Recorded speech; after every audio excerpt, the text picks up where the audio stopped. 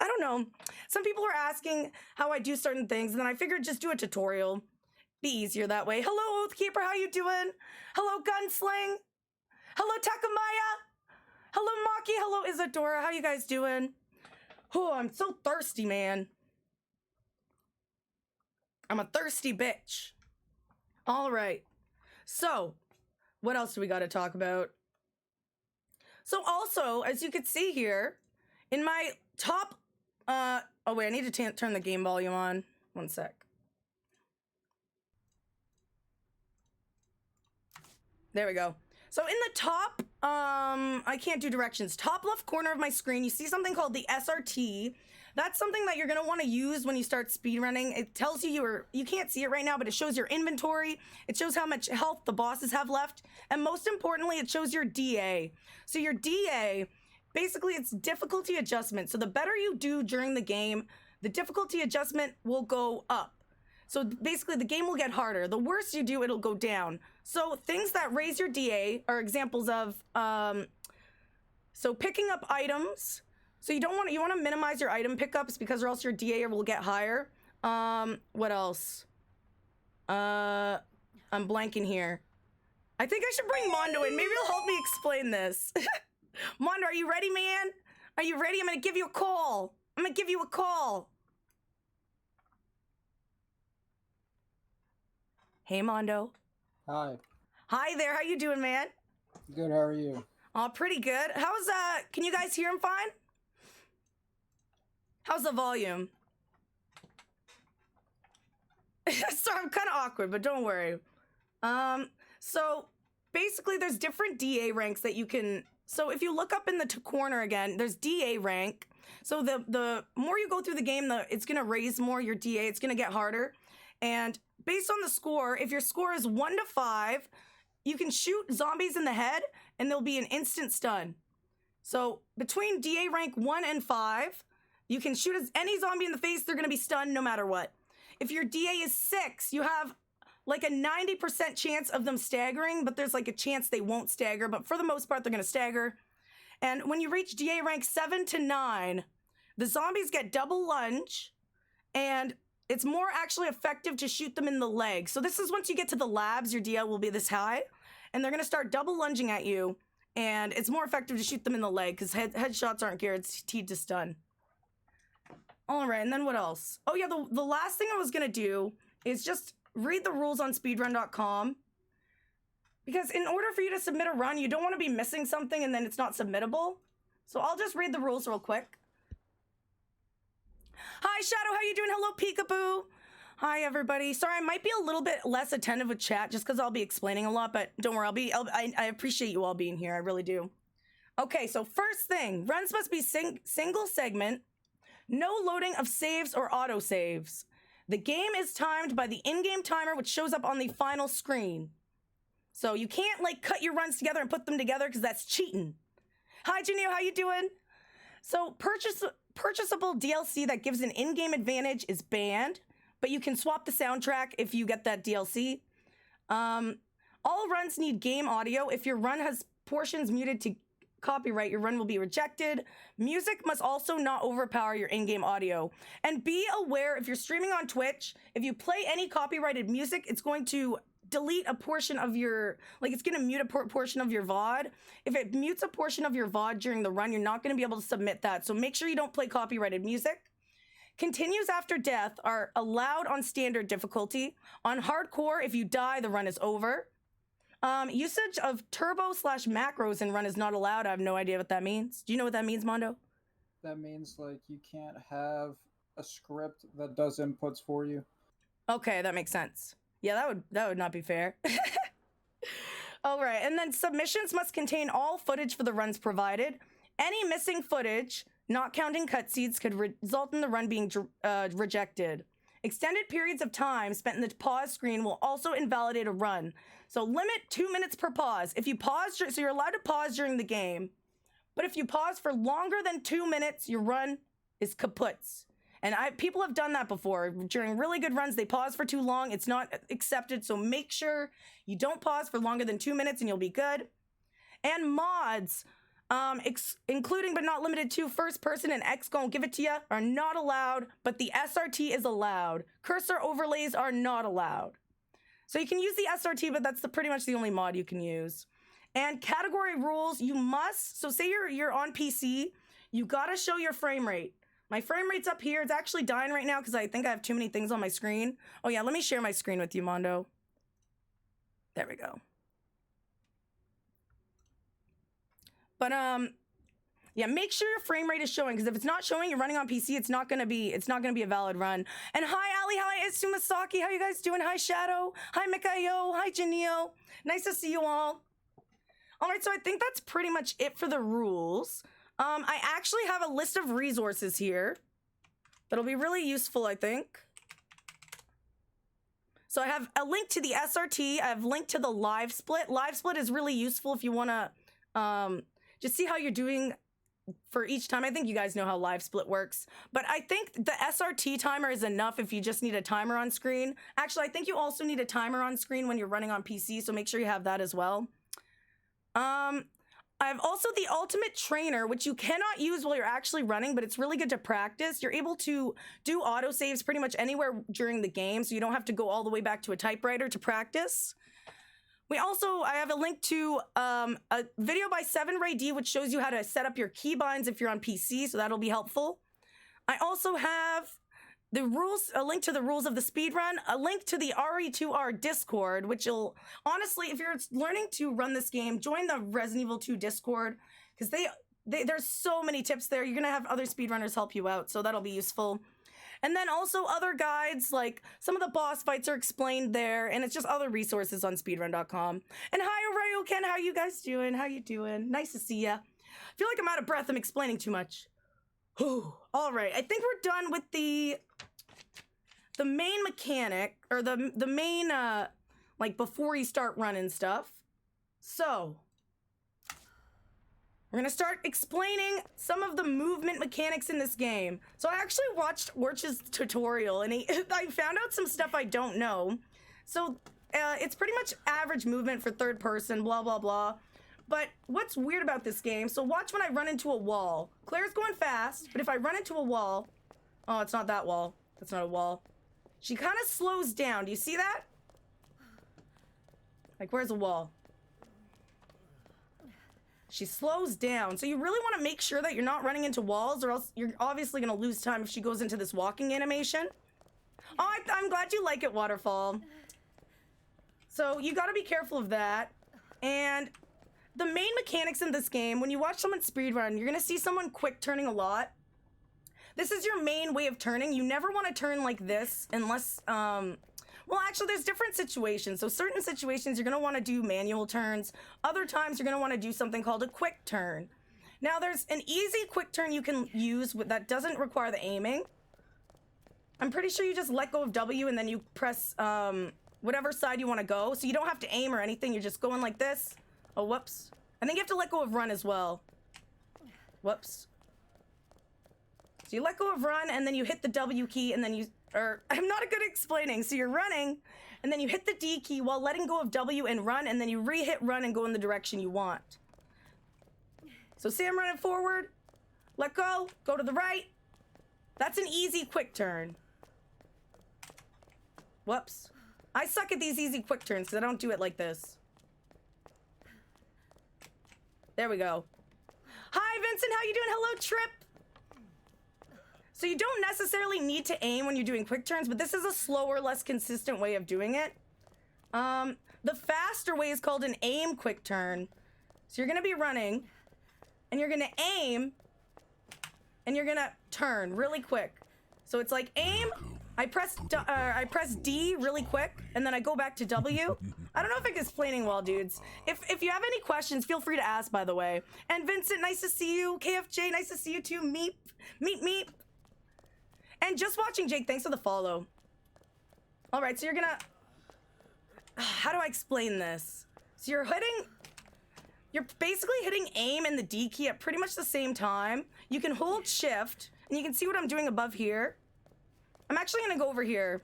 I think there's a better corner. And no, I'm gonna teach you how to do this on controller as well. So there's a corner here. I click aim and I quickly press D, and then you're gonna go back to the W key though, because you keep wanting to go forward.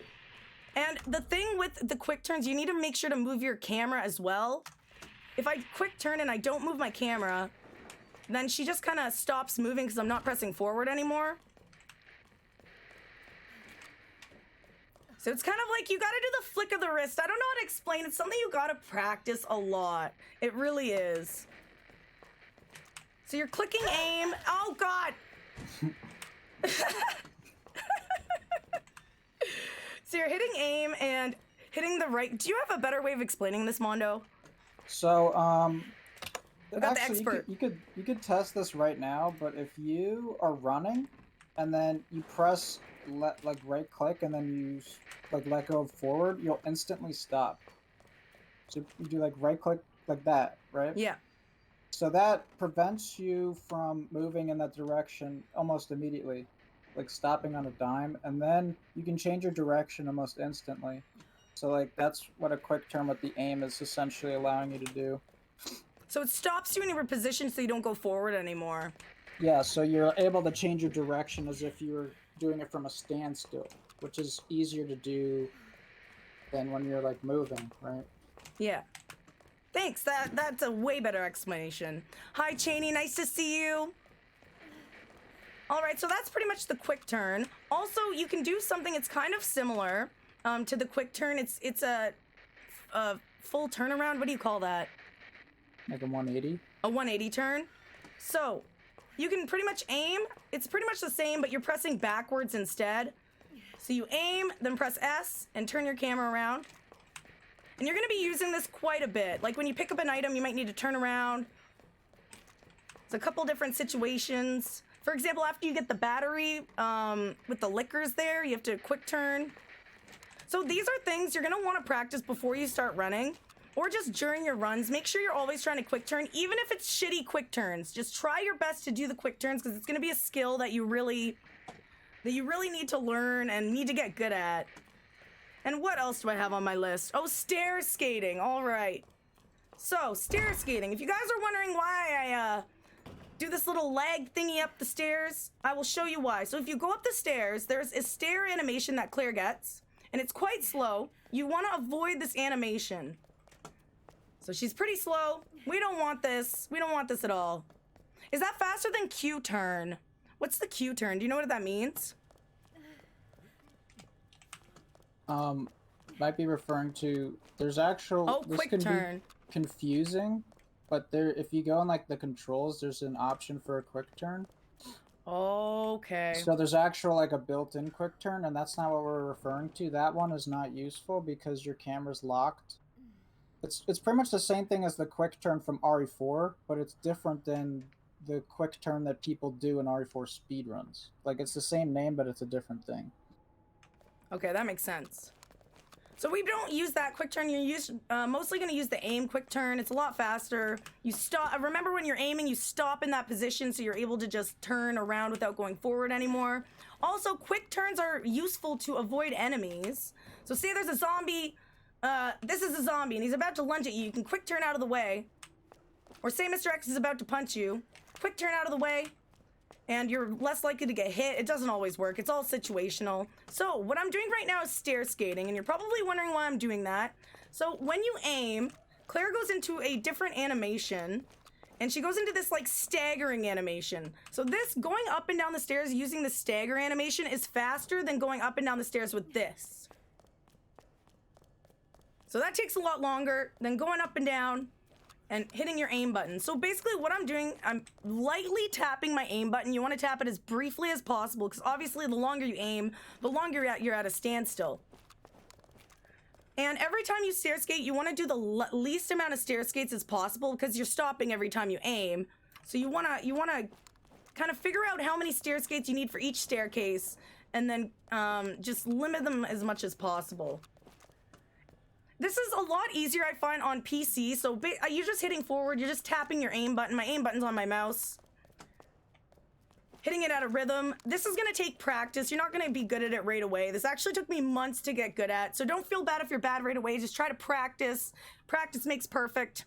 I will also show you how to do it on controller. It's a little bit different because I see some people make the same mistake with controller. So, with controller, you need to learn the flick. You're not going to be pressing the button down. You're going to be flicking it. Flick. Come on. Flick of the wrist. Get the flick of the wrist. Oh, the flick of the wrist. Like that. So, you're going to run. And instead of tapping the mouse, you're going to be just flicking. This is what I see a lot of new console players do, is that they're going like this. They're holding it way too long, and you're actually losing time on the stairs that way. So what you want to do is flick it as briefly as possible. And then you can stair skate using a controller. Also, quick turning with the controller. I haven't done this in a while, so I don't know how great it'll be. But it's pretty much the same thing as on PC. However, obviously, you're using controller. So when you aim to quick turn, you want to make sure that's also as brief as possible. And then you're just going to hit the direction you want to go. So let's go over here to this wall. Oh yeah, you flick it. And I speedrun a couple different games, Weird by Design. I also speedrun the original RE3, which I need to work at because I kind of gave up on that. And then I speedrun Resident Evil 3 Remake on Inferno. So it's pretty much the same as on keyboard, but you're just going to be flicking this. Make sure not to hold it too long. I'll show you what happens if I hold it too long. It's just you're losing way more time. So you gotta use the flick. Make sure if you're on controller, use that flick. See how my finger's kind of like rolling off? You really don't want to hold that button unless you actually want to aim at something. All right, what else is there? Menuing. So, for the menu. So this is our menu right here. Beautiful, isn't it? So, you start off with these items. I'll tell you how to actually set up your menu later in the run. The most important part here is the order that you pick things up in. So I'm gonna put this away. And we're going to, so when you pick up an item, it'll automatically go into this slot. So I pick something up, it goes there. If I pick something else up, it'll go in the slot next to it. So there's kind of the order of things. So it goes 1, 2, 3, 4, 5, 6, 7, 8. So that's the order. You need to know when you're going to pick stuff up, which slot it's going to be in, because menuing is something you're going to learn throughout running. It's kind of, menuing is its own thing. It really is, because when you start running, you're going to be picking up a lot more health. Your menu is going to be more messy. The better you get, the less health you'll need, and then you'll be able to kind of have the same menu every time. So when you pick things up, it goes in this order. And the items whatever is in your first slot, when I go to use something, you can just mash confirm and it'll automatically use it. So whatever is in your first slot, whatever you're going to be using a lot, you want it in your first slot so you can just mash. It's the fastest. Because you don't need to move your cursor at all. It's already there. So you just mash A and then it's already there. However, if something is in one of the other slots, it's going to take you a little bit longer to get to it. You need to hit sideways. Actually, I'm going to stop using controller now. It feels really weird. You're going to hit sideways and then confirm. So this slot obviously takes longer than this one. We're going to be putting most of our key items in the first slot for ease of access. Kara, can I call you Kara? Sure, Maudie. Sure, you could call me Kara. All right. And then, what was I going to say? There's something else. Let me look at my notepad. Right, so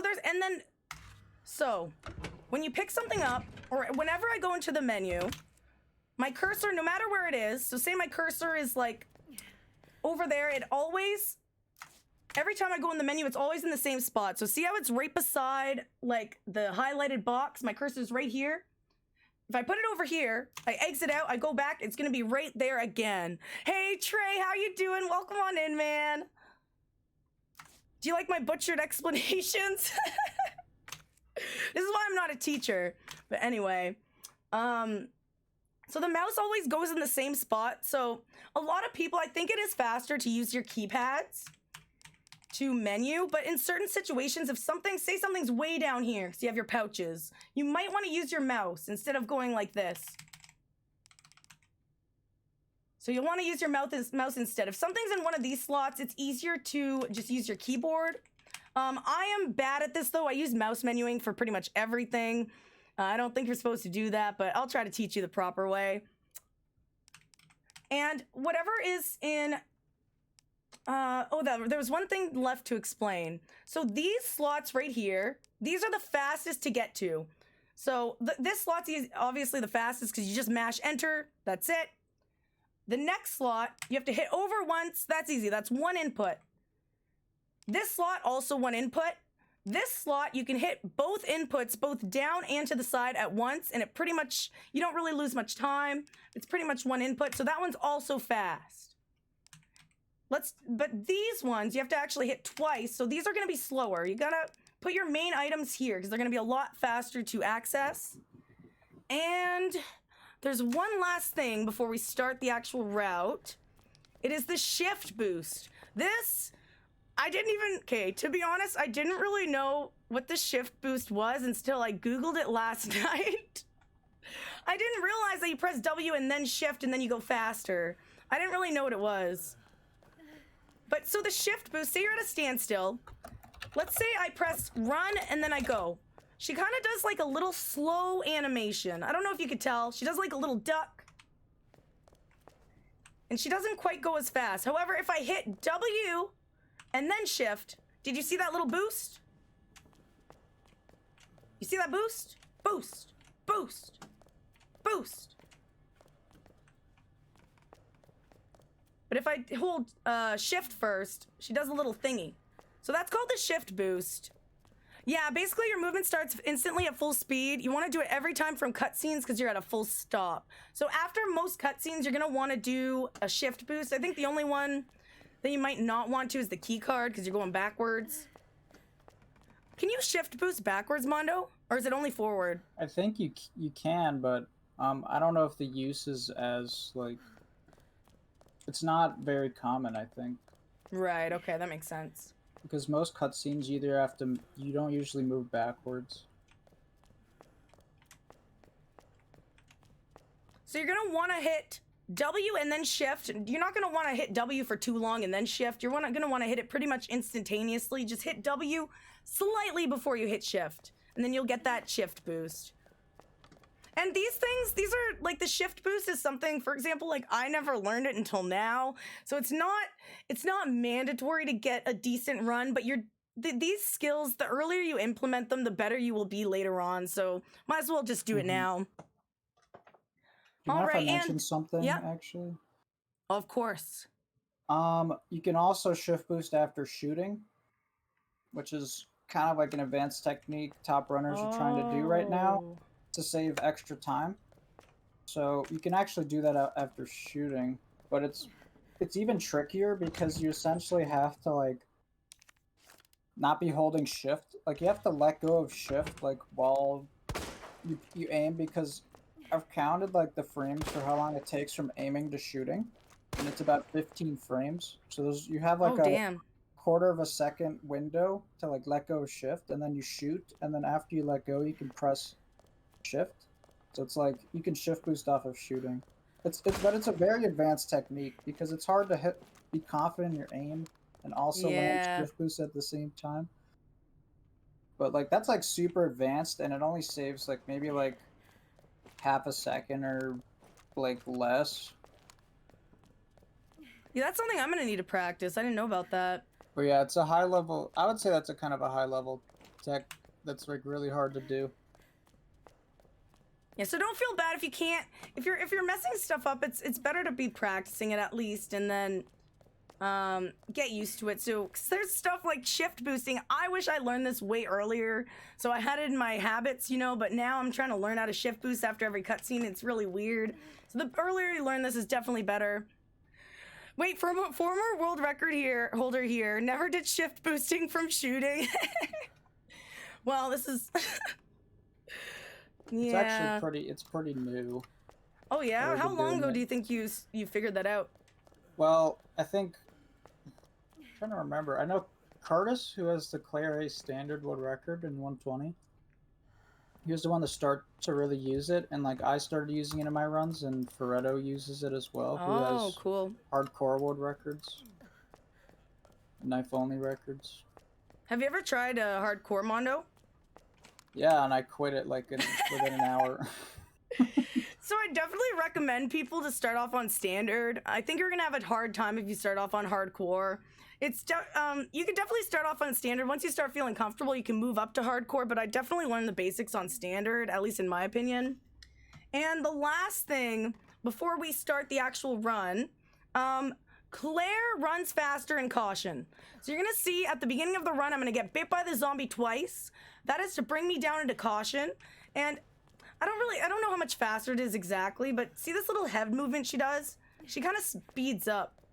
She just generally runs a little bit faster in caution than fine.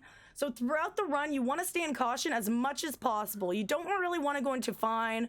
It's okay if you do at the beginning, but try to avoid it because you're just going to be losing free time. Hi, Diogo, how you doing?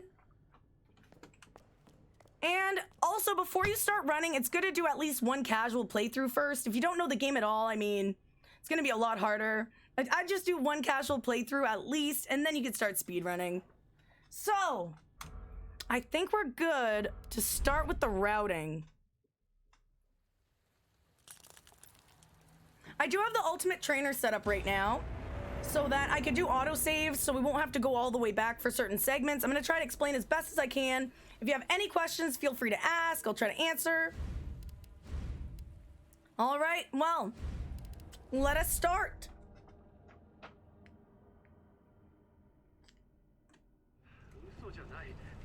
So, I have a burp stuck, one sec. This is what I get for eating pogos right before. Oh wait, shit, Mondo, I didn't mute in the Discord. Oh, you got to hear. Okay. Professional. Oops. Anywho, so what I recommend, dudes, right now, if you're actually serious about learning this run, get a notebook and a pen. Because you're not gonna remember everything I say. And it's really annoying to go back into a VOD and try to see which part you need to relearn or whatever. So take notes of where I'm putting each inventory, each item in the inventory slots. Take note of which items I'm picking up, which way I'm going, and it's just gonna make your life a lot easier that way. So, cutscenes you can skip. If you need a break, you can watch them, I guess, if you want. Oh yeah, Tori, you got the notebook out, hell yeah. So, starting off is easy. You're gonna shift boost, and then you're gonna go forward. You're gonna hit the door, and now you are in the gas station. As soon as you go in the gas station, I like to hold the A and W keys and shift. I don't know what you do, Mondo. Do you shift boost here too, I guess? I just suck at it. I hold W before coming in here, and then, like, after the cutscene, I will do, like, A and then, like, shift. It's actually hard to explain because it's something I've always done, but I don't consciously do it. Right. But yeah, something like that. So those are the right directions. You don't want to. Some people, when they learn the game, I think they go through the middle, and that's actually slower. So you have to go this way. And when you're running, make sure not to bump into things. Remember when I ran into walls and it slowed me down? So you want to try not to touch the walls as much as possible. There's certain walls you can touch and like glide around that we'll do later that are okay. Just be careful of those little baskets and stuff. You can get stuck on them. Hi, Strange Ranger, how you doing? So pretty much you're gonna go to the left, you're gonna go in, just follow the routing. You can go back in the video if you need. And as soon as you start here, you're gonna shift boost again and there's gonna be a zombie. We're gonna go grab the key. And the thing with the zombie, you have to be ready to shoot him right away.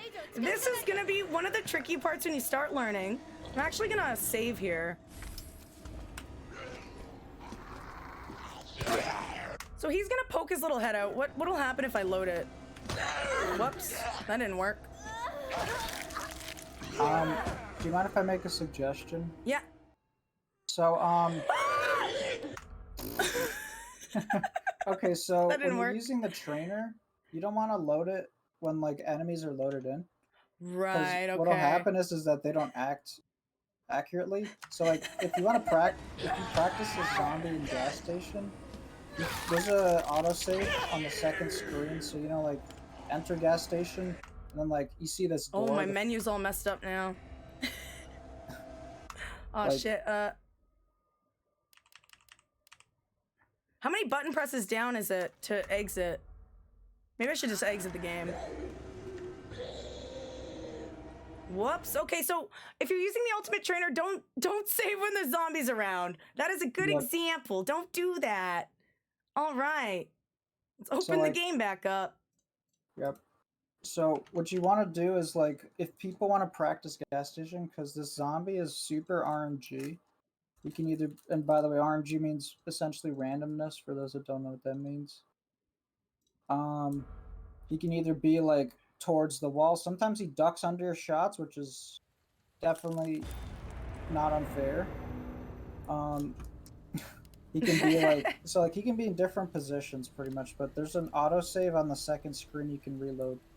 That's good for practicing. Okay, perfect. Yeah, I'll do that instead. Yep. All right, so you get to see the gas station again. And also, after I shoot the zombie, you're gonna notice that I quick turn around him. It's just kind of easier instead of doing a, she kind of does a wide turn sometimes if you don't quick turn. And you can just get around the zombie faster. So you're gonna go this way. Avoid your little baskets.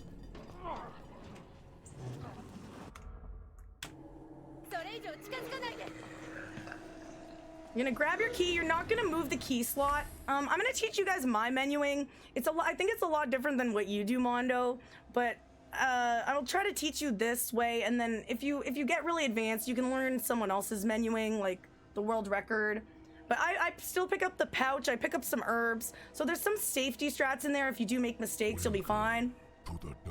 And Scott, thank you so much for the follow. Welcome on in. So we're gonna grab this. You're gonna immediately quick turn. You're gonna aim, and then that was not a good quick turn around him, but you're just gonna use your key. That's a zombie. You're gonna have to practice a lot because he's a little bit of a bitch. Once you do it a whole bunch of times, you're just gonna get used to it. Hi, Kafka, how are you? And right here, what I do, so inventory management is a bitch. I'll tell you right now. It really is. Your bullets take up space. Your gun's already taken up a slot. You have this key. Your inventory's already a half full. You don't want that. So I don't want these handgun bullets. I want them to be gone in about 5 minutes in the run. I won't have room for them anymore. So right now I'm going to shoot out a bullet and just get rid of it. I don't want it anymore. I'm going to get rid of it for later. I shoot in the gas station. I think someone told me that because it doesn't raise your DA or it doesn't change your DA or something like that. I don't really know. But I always shoot one at Leon because whatever. Fuck Leon. And cutscenes, you're just going to skip them. Unless you really want to do a full story playthrough, that's up to you. Right here, there's zombies in front of you. You're going to want to turn around. I think I pressed the D key. It's not quite I don't know why I don't press S, but I find D makes me go in the right direction. So I hit D and then I turn. And you're just gonna go. Try not to bump into the cars too much. And the little strat you're gonna learn, I should have saved or something, I should be fine. There's this zombie right here. This is the zombie that brings us down to the caution, which is it's pretty important to learn how to get him to bite you, because if he misses you, it's just a bitch to come all the way back. So, when you're aiming at this zombie, for whatever reason, he attacks you faster. So when I run up to him, right before I run along the car, right before the zombie, I aim and shoot. And aiming makes him bite you faster for some reason. And I want to get bit again. So I go down into caution. You're going to stand about, I don't know, I like to stare at that bottle. You just walk a little bit forward, you stare at the bottle. I'm shooting 2 bullets during this time because you're not losing any time because you're waiting for him to bite you. So I'm getting rid of 2 bullets. And right now you want to have a total of 6 bullets when you leave this place. If you have extra, there's another opportunity where you could shoot them off. But you want to have about 6 bullets. I'm going to reload. Then we're going to stair skate. And we're going to make our way to the RPD. I don't know the exact time difference for between fine and caution. Do you know how much time you save, Mondo? So if you use like Leon as a reference, I would say like every minute you're like just walking, or like every minute you're just like running without going on stairs, you probably save like 5 seconds, or like around that amount. It's a That's quite a lot. bit. Yeah. 5 seconds for every minute, dudes. Think of that. That adds up over the run. So you want to stay in caution as much as possible. You do not, also, you don't want to drop into danger. That is just a run killer because she just limps. She goes really slow. So if you're in danger, if you don't really have a heal, you might be screwed. You can keep going if your PB's not that great, but usually that's a run ender for me personally. And Miguel, welcome on in. Thank you so much for the follow. Okay, this zombie that I'm coming up to, he can do two different things. He can either be really easy and just walk forward. He'll walk forward out of your way, or he will try to turn around and bite you. I'm gonna act like he's gonna turn around and bite me, and I'll show you the line. So I try to aim for that headlight right here. And he actually walked forward that time, but if he turns around, you walk towards the headlight and then you kind of go around him. I'll show you the line again. So I use the headlight as reference, this one right here. And then you're gonna go around him like this. Oh God. And then right here, this zombie shouldn't grab you. He's still kind of in his getting up animation, so you should be fine to just go right past. And hi Reem, hi Luna, how you guys doing? All right, right now you can shift boost again since it's right after cutscene. Do a stair skate, and you're gonna go directly here. And another thing that's important is that you want your lines to be as straight as possible. So say you're going from point A to point B, you don't want to be squiggling around. It's going to take you a lot longer. You want to take the most streamlined route from point A to point B. And we're just going to go into here. So this part's pretty easy for now.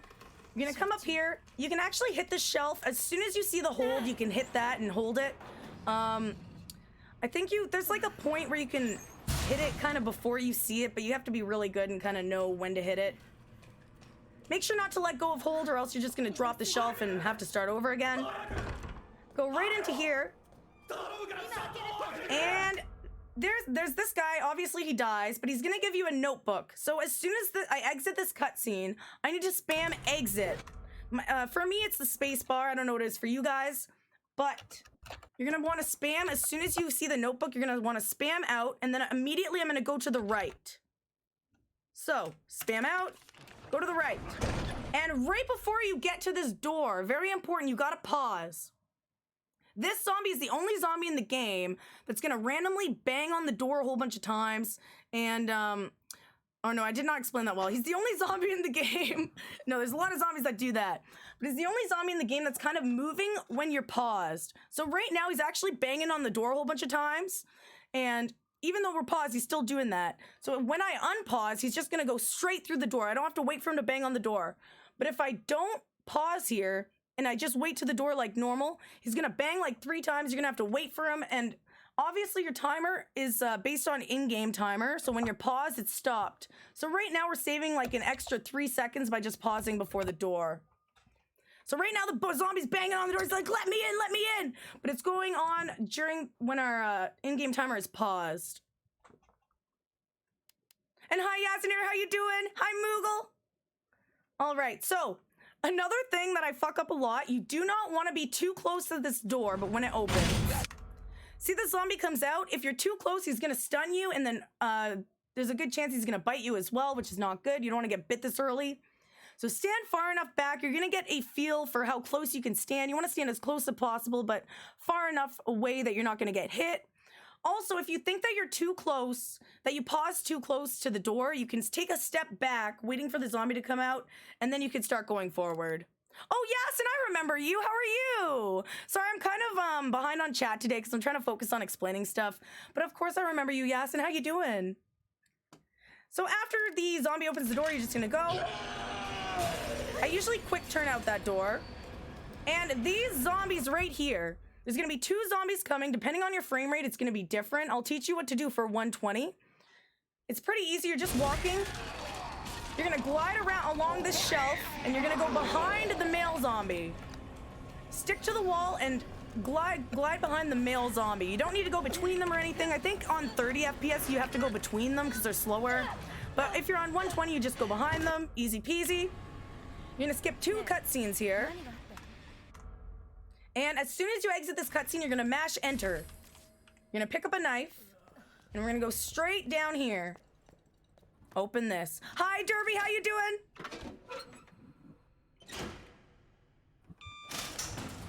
All right, so this is the point where if you have extra bullets, so I have 6 bullets right now, that's exactly what I want. Say you have 7 bullets, and you weren't able to get rid of it earlier. Because you're waiting for the gate, you're not losing any time, so take this time to shoot your extra bullets out. Hi, Bart! Oh, sorry, yeah? Sneevil, do you have I have a question. Yeah. So, are you doing Orch's menu route for this? I do. So when I pick up the bolt cutters, I spam picking up the bolt cutters, and then I move the bolt cutters to where the gun is, and then I discard the key all in one. But I don't think it's what Orch does. So, well, like, the most modern, like, early game route for Claire A right now, you keep 2 bullets, I think, coming into here. Okay. And then, like, well, I mean, there's options. You can either follow Orch's, like, I think the one that you're doing, where the speed key's 1 to the right. Right. Yeah, my speed key is, it's usually in the bottom slot.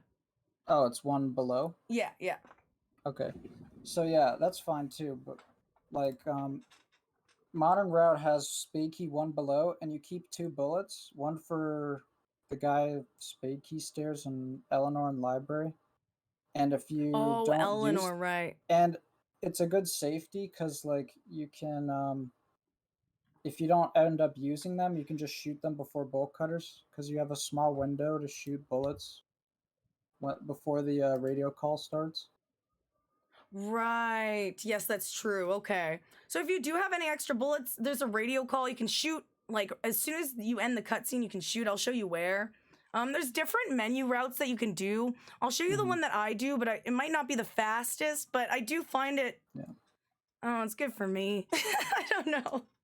Yeah, sorry, I didn't want to confuse you, but I was just saying, like, there are some options for sure. Yeah, there's definitely different ways you can do your menuing. Oh, so this motherfucker. There is the zombie hanging from the ceiling. What you're gonna do right after your quick turn, you're gonna stick to the wall. You wanna glide the wall. If I just walk like normal, look what happens. You don't want that. Look at this. You don't want that.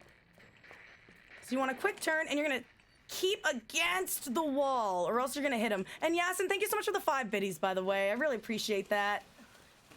All right, we're gonna keep going. Queen, how are you? We're gonna quick turn. We're gonna quick turn again. And we're gonna go around this way. There's not really too many fancy tricks at the very beginning. Just keep in mind the route I'm taking. If you take a different route, it's just gonna be automatically slower. I'm pretty sure this is the best route. So these stairs, you're gonna have trouble if you're trying to stair skate and quick turn if you're just starting. So you gotta stair skate, you're gonna quick turn into the stair skate and keep going. And this zombie, so what I do, once I get to these stairs, I think I do one stair skate, and then I start aiming and looking where this zombie is.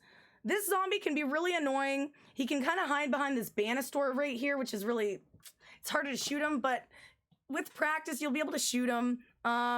Just keep in mind that he's going to be in a relatively same area every time. So you're going to kind of get an idea where to aim.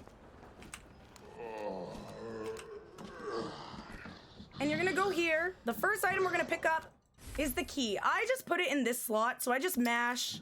I don't move it or anything. And I do a quick turn right before I pick it up, so I go in the direction I want to go.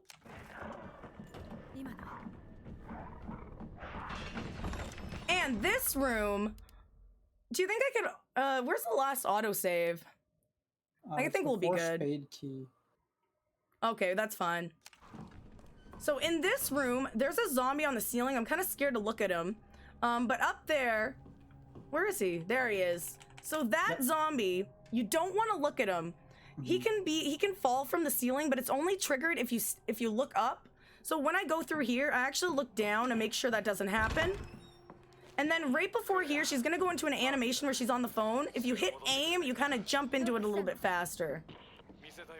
Now right here, we have Eleanor. So right now she's in a good position. She's far away. That's really good. We have no problems with this. It's pretty easy. However, if she's up here, if she's facing you and you think she's gonna grab you, you're gonna wanna shoot her in the face. You're gonna wanna use one of your bullets, or else she's just gonna grab you and waste a bunch of time, so. And also, this zombie, do you see how I go behind him? There's enough space, he's still getting up, he's not gonna grab you.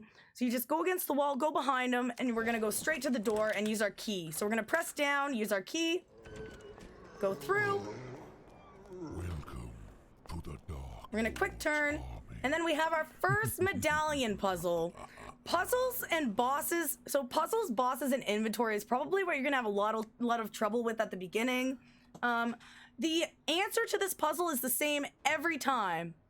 So when I go into it, it's gonna be lion, wheat, bird. So it's always gonna be this answer. However, they're gonna be mixed up every time.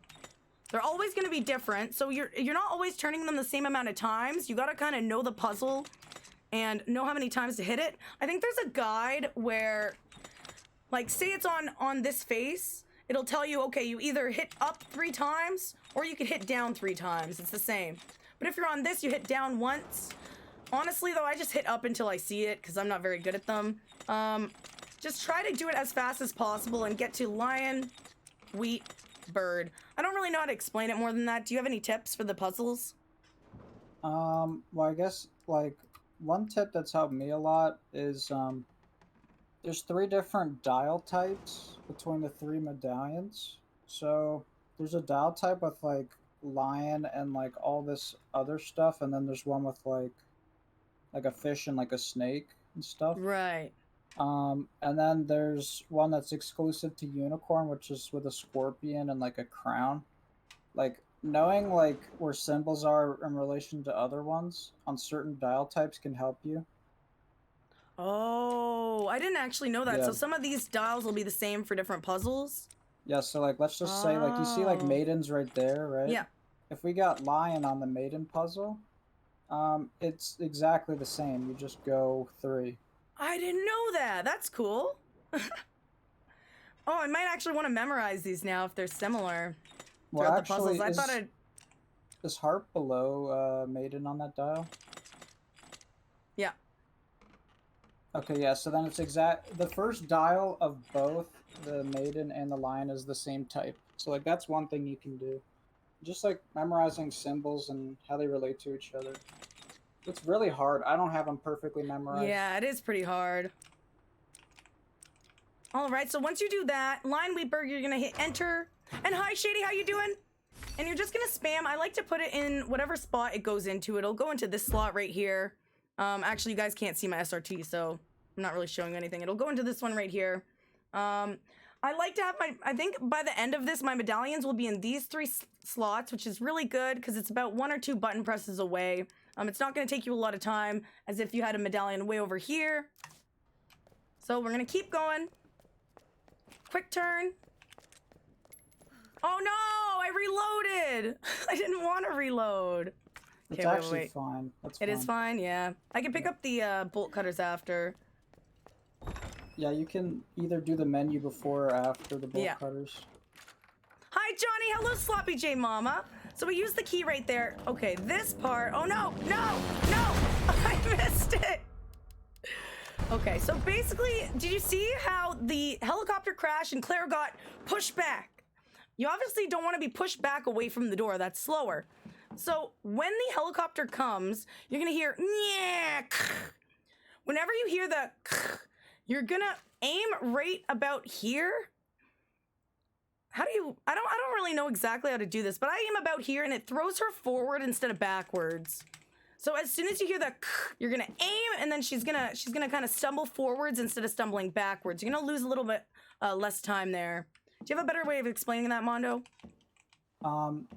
Actually, can I mention that the Discord stream is not on right now? Oh. Yes. Oh yeah, because I exited the game. Okay, there, you're gonna be able to see better. That'll be easier for you, man. Hi, Luna. Sorry, I just want to mention that first. Oh no, that's really important. Thank you so much. So, like, for Leon and Claire, this is different. Oh, like, baby, you see, like, that, triple! you see, like, Oh, the yeah! wall, like, pillar This is that you're awesome. near. I've been wanting to learn to Yes. speedrun this. So, like, I Thank think you, in Act. between those two pillars, like, near, like, the window, that's Yeah. kind of where you aim with Claire, but with Leon, you aim near, like, the one to the right, just because Leon's a little slow. Oh, okay, that makes sense. Yeah. So we're gonna aim about here, and then it's pretty much when the helicopter crashes, you time it with that, I think, right? Mm-hmm. Yeah. So then she's gonna get pushed forward. You're gonna mess this up a bit, but you're gonna know when you did it right when she doesn't stumble backwards and she stumbles towards the door. So it just saves you a little bit of time. You're gonna quick turn here, run forward, and you're gonna trigger the cutscene. So right after this cutscene, if you have extra bullets, you want to have about 5 bullets, I think, right here. You don't want to have any left over in your inventory. You can shoot them out. So I don't know if I guess I have extra bullets. I can shoot one right now. So you shoot right now, and then you walk forward. You're gonna be in this call, and normally when I accidentally reloaded, so my bullets aren't here. So if I were to pick up this bolt cutters, it would go in this slot. That is not what I want. Instead, what I'm gonna do, I do not want this gun, because we're gonna have this gun the full playthrough. I don't want this gun here. I'm gonna want to move it over here. I think some people move it here, but usually when I pick up the bolt cutters, I pick them up first and then I just swap it because the bolt cutters come here. So I'm gonna put it here. I'm just gonna do what I normally do. So I come in here right away. I'm gonna switch that here, and this is something you're gonna need to practice. I don't think you have to do it very often in the run, but discarding. So, oh, whoop, oh, geez. So when you discard, I think I press W. So you click on the item, W, enter, W, enter. So if you look at my keyboard, it's, oh, whoops, sure. I'm just hitting W, enter, W, enter. So Q is my enter key if you're curious. So it's kind of like a rhythm. You can do it really fast if you know how. You have to kind of get used to it. I don't know a better way to explain, but you always hit the same buttons to discard, so you can get used to that. You have to discard this key later. There's not much else to discard though. You only do it 3 or 4 times, or 2 or 3 times.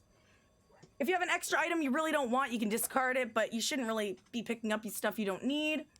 So this is usually what happens when I sorry, my mind's blanking. Oh, right, because I already discarded it. So when I come to this part, usually I pick up the bolt cutters right away. The bolt cutters will be here, and then my key will be here. I'm gonna want to get rid of the key. So I pick up the bolt cutters, I switch this, I immediately click here, and then you're gonna want to discard that. I'm not gonna do it right now because I need my knife, but you're pretty much gonna want to replicate the menu right here. It's gonna look like this, I think, afterwards.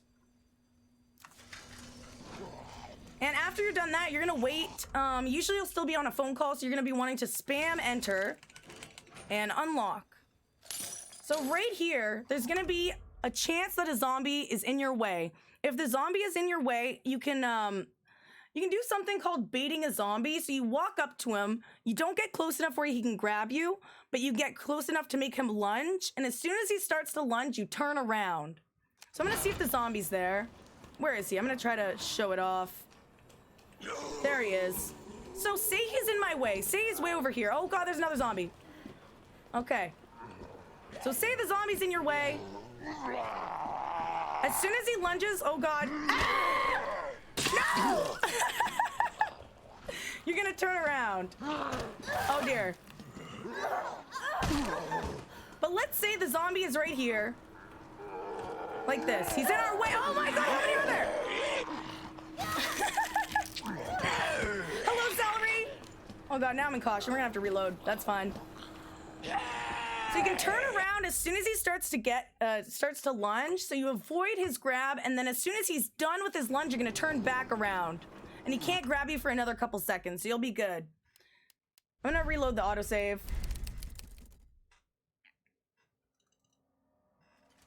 So you can use that in all different situations. If there's a zombie in your way and there's no way to get around him, you can either shoot him in the face, or you can use the backwards dodge. I think I don't have too many bullets, so that's why I use the backwards dodge. But if you have enough bullets, I guess you could shoot him. So right here, I can actually show you the menuing. So I pick it up. Oh wait, no, I should have my bullets there. So it would be like this. I pick it up, go like this, discard. You're good to go. Gonna open the door and hope the zombie's not there. So he's not there. This door right here is really annoying. So if I go here, remember how I said Claire slows down when you walk into walls? So if you try to go directly to the lock, you kind of bump into the door. She'll do this like bumping animation. You really don't want that. So fuck off. Okay. To avoid this, oh my god.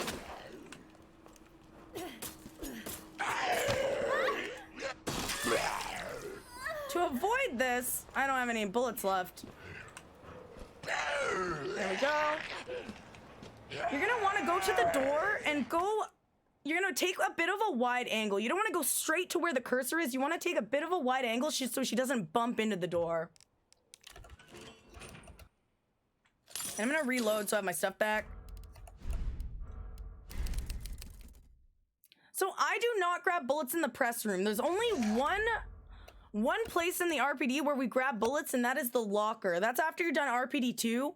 You get enough bullets, I think, to last you until sewers or labs.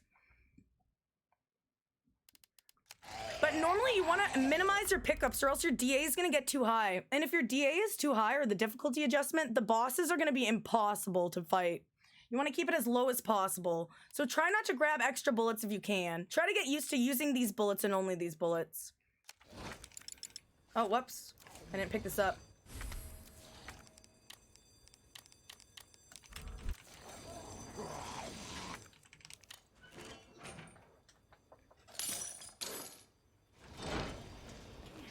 Sorry, other bullets. So go around to the door. Don't hit the wall. Try to take a bit of a wide angle to this door. When I come in here, I usually have an extra bullet, so I'd want to reload to free up some spots. You're gonna come in here, grab this, immediately turn around and grab the fuse. You don't need to be right next to an item to pick it up. You can kind of be a little bit far away as long as you can see the cursor. We're gonna put in the, not flare, what is it called? The fuse. And then we're gonna go back down this way. So this herb right here, I'm actually gonna do an autosave. This herb right here is in safety herb. If you're really good, no one picks this up, but I still pick it up because I'm not that great. So I usually put it in this slot because this is a more important slot. It's easier to get to than this one. And this one's way more out of your way. So as soon as I pick this up, it should go here, but I put it down here. And then we're gonna keep going. You should have this herb for quite a bit of the run. It's a safety herb. If you get into danger, you're gonna wanna use it right away.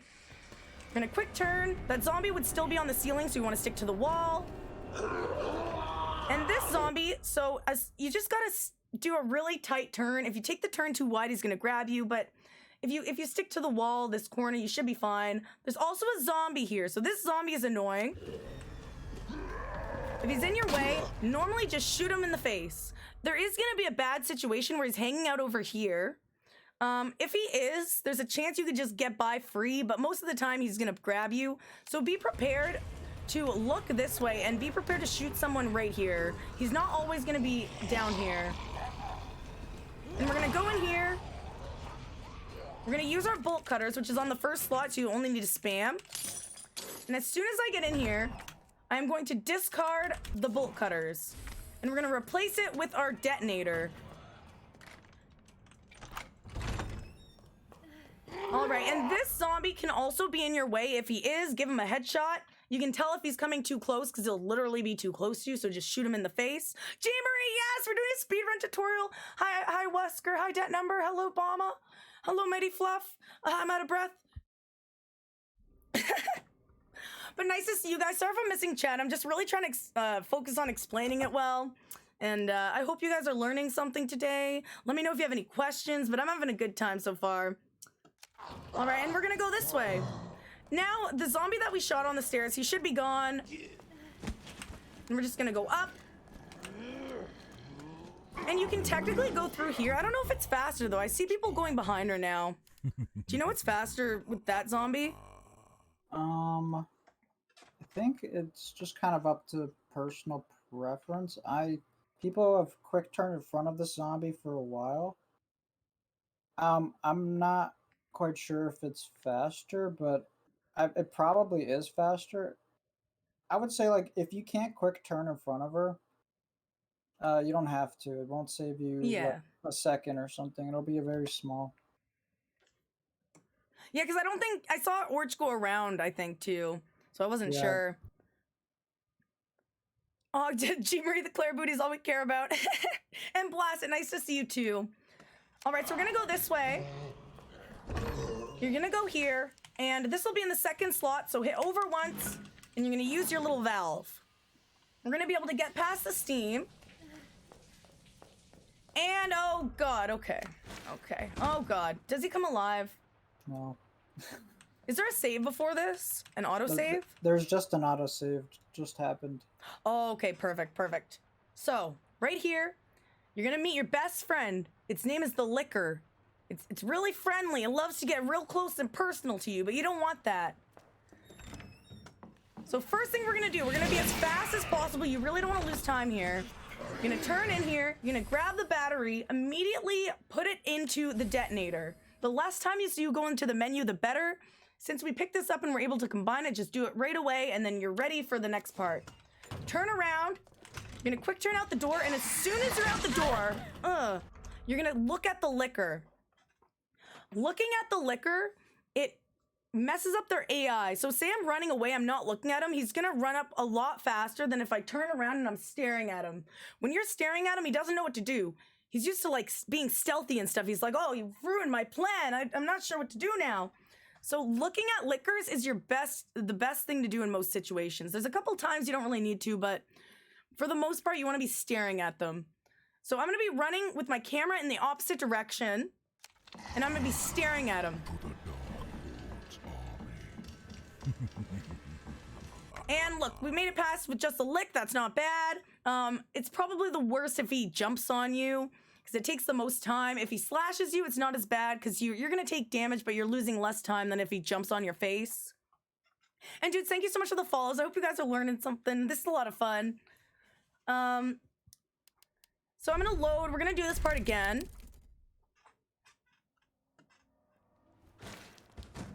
And I'll show you if the Liquor does get too close. There is something you can do to avoid his attack. So we're going to grab this. We're going to combine. Turn right around. Go through the door and immediately put your camera facing him. Now we're going to let him catch up a bit. Hopefully, oh, he's going to jump. He's going to jump. Okay, I want to get him to try to slash me. No, just slash! Oh, fuck off. So if he tries to slash you, you can go in the opposite direction and avoid the slash. So say he's about to slash you, turn around. No, stop it!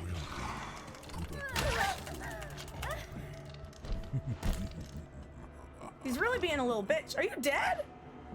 Pussy. Slash me! Yeah! So you can avoid his slashes like that. So you go in the opposite direction. Not like that.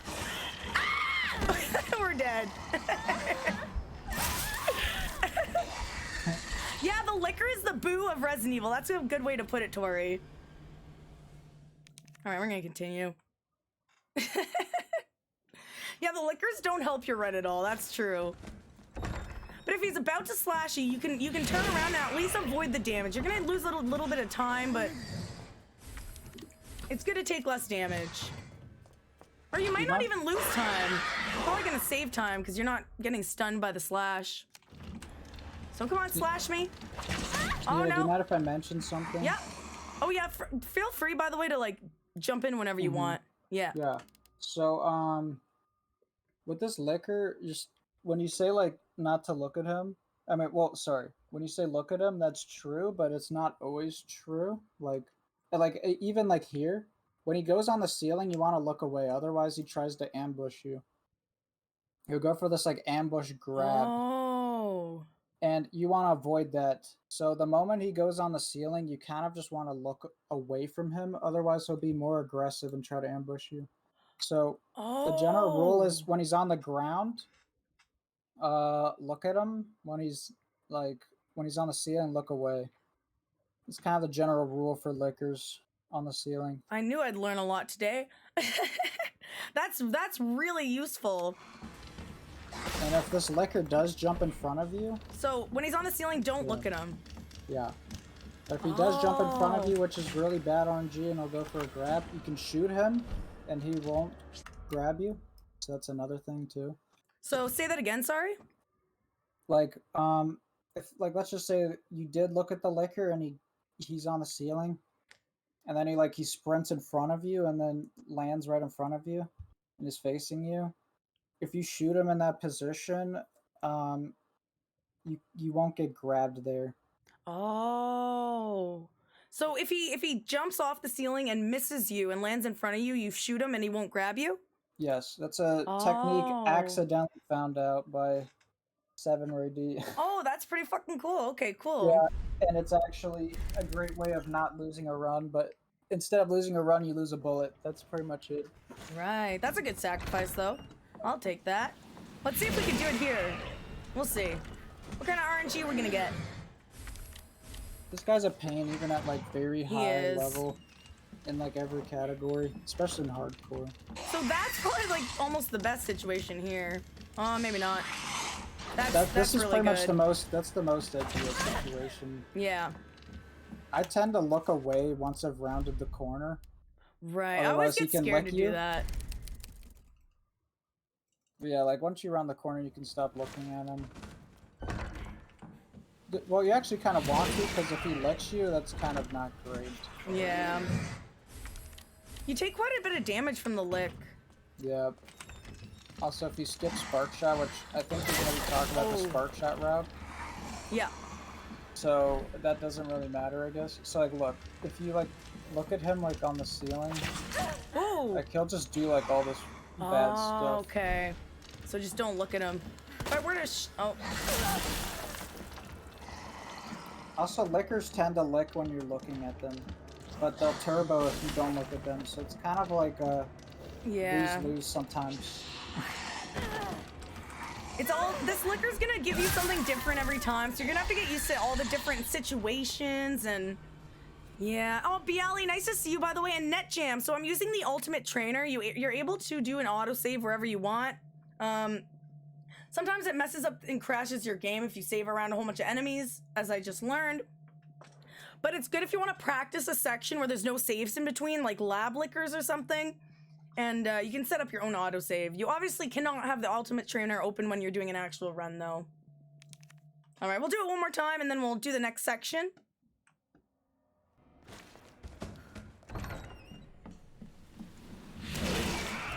This is probably one of the most annoying lickers, because the liquor section in, a little bit later on, that's pretty straightforward. It's kind of the same every time, almost. At least for me. Oh, don't look at him. And look, he jumps like that, right? Yeah, say it was more in front of me, I could have shot him and then he wouldn't grab me. Okay. So yeah, that's the ambush attack where he sprints really fast. Okay, cool. So this puzzle... It's the same as the other one, except for you're gonna have a different answer. So the answer to this one is fish, scorpion, whatever that is. I call it an urn, but I don't know what it is. Yeah, it's like water. I used to think it was a squid, but it's people got mad at me for that. Calling it a squid. Why you call what is the squid? What are you calling it? You call it a Baghdad number? Yeah, I've always called it an urn. I don't know why. It's like a vase that's I don't know, pouring out stuff. Anyway, so fish, scorpion, urn. You can also look up Resident Evil 2 puzzle sheet, and it'll show you all the answers to all the puzzles. When you first start learning, you're gonna want to have that open somewhere so you remember them, and you don't have to look in the middle of your run and try to remember what it is.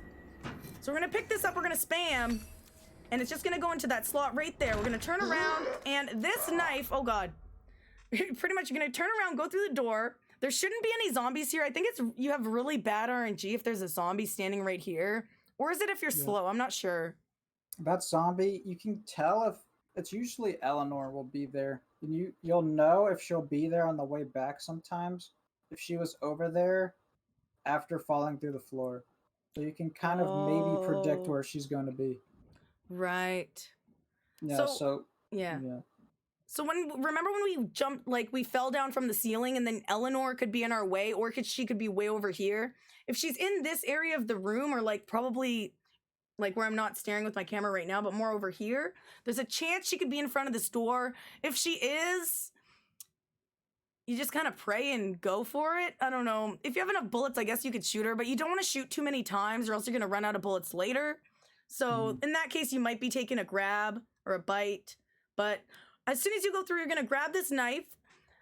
The thing with knives in this game, you have very limited knives. If I lose a full, say I get grabbed by a zombie and I lose a full knife, that is very, very bad. I pretty much won't be able to finish the run because I'll be missing a full knife. I won't be able to do the boss fights.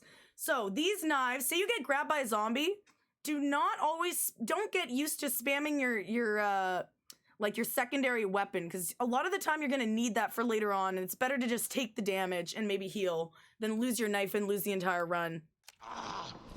So we're gonna go here. There's no zombie here right now for some reason, but normally there's a zombie right here, and the line you're gonna take is kind of like this, and you're gonna go around them. So we'll be standing right here, or like about here. You're gonna run forward, and you're gonna go around them. I wish there was a zombie there for an example, but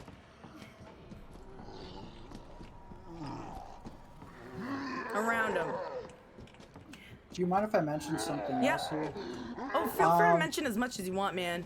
So, depending on which zombie you get after the knife, you know, like at that little corner here. Yeah. So it'd be standing almost there, a bit more forward. So like there, that's his position. Oh. So like when that if it's this zombie, this like bigger zombie, and he's there, he can give two different RNGs. One where you pass and you have to pass wider because his collision's different than the other zombies, and like his aggro is different too. And sometimes he'll wake up and move towards you, like facing you. You have to shoot in that RNG, but the other zombies never do that. But it's just specific for only him being there. I was wondering, because once in a while I would get grabbed, and I thought I would be messing up my turn, but I guess it's just he has different RNG. Yeah, you have to watch out. He is bad RNG, because even when he's there, that usually means you're going to get triple ladder after unicorn sometimes, which is very bad RNG, because zombies can only aggro 2 at a time. Yeah. Alright, so once you get here, once you pass that zombie, you're going to immediately go here, and you're going to move 2 shelves at once. Ah! That's fine. You're gonna move both shelves. Actually, maybe I'll reload so I could show the zombie better and not take damage.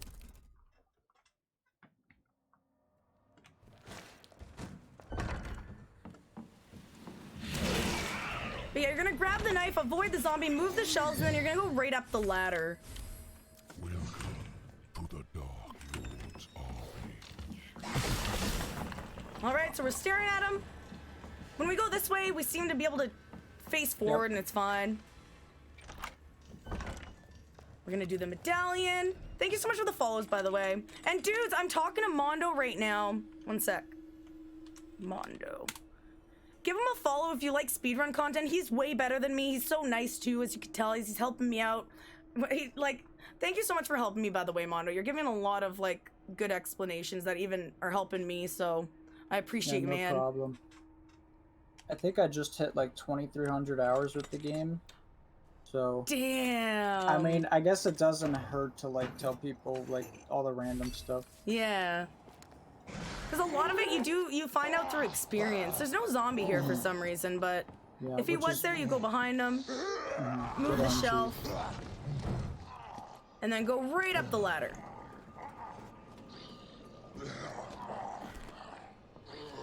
As soon as you get up here, you're gonna go through this door. And you're gonna spam your confirm key to put the detonator in, and this is your pouch that you need to grab. I think does everyone grab this pouch no matter what difficulty? Yes. Or yeah, It's okay, a so you always very grab this optimal pouch. Very Yeah. optimal. It's right in the right on the way, and you're waiting for the detonator to go off anyway. Or I guess you still need to go into the inventory, but all right. So this room, casually, this room sucks. It really does, because this shelf usually falls and it blocks you in the room. You gotta lift it open. There's a liquor in the room. You're gonna get destroyed. There's a little trick to help you out. So as you're waiting for the beeping, you're hearing the beeping. You're gonna go outside this door and you're gonna go right back out. What this does, since I go out the door and back in, it doesn't allow the shelf to fall. So later I'm gonna be able to exit without having to move the shelf. It's a lot faster. So make sure as you're waiting for this, go out the door, come right back in, and you should be good. As you're waiting for the beeping to go, I think there's 2 different positions you can take. I usually stand here. You don't want to be too close, because if I'm right here, I'm going to get exploded when it goes off. So you want to wait until the last beep goes and you hear the explosive before you start to move. So I stand about here. I think there's another position where you could stand. Is it here? Yes. But you have to be close to the left wall, otherwise you'll get hit by the bomb. Okay, so make sure you're sticking to the wall. And you can also go here. I think it's faster. It looks faster than here. And you can stand here and then wait for the explosion, then just go forward. Once you're in here, you're gonna do a quick turn. And another puzzle. So this one is Lady Spiky Thing Snake. And you're just gonna spam. It's gonna go right in our first slot. That is perfect spam. Turn around. And so there's a liquor right here. It just dropped from the ceiling. The easiest way to get past him is just to look up. Look at the ceiling. That's it. So you just look up, you run past him, stick to the right side, and you should be fine. Just make sure you're looking up. Don't be staring at him. He's probably gonna hit you. Also, I didn't really mention this earlier, but when you go out this door, there's a zombie on the ceiling. You want to make sure that when you're going out the door for the first time to make sure the shelf doesn't fall, that you don't look up at the zombie. If you look up at the zombie, there's a chance that he's gonna fall down and be in your way when you come back out. You don't want that, so make sure not to look at him. You don't want to give him any attention.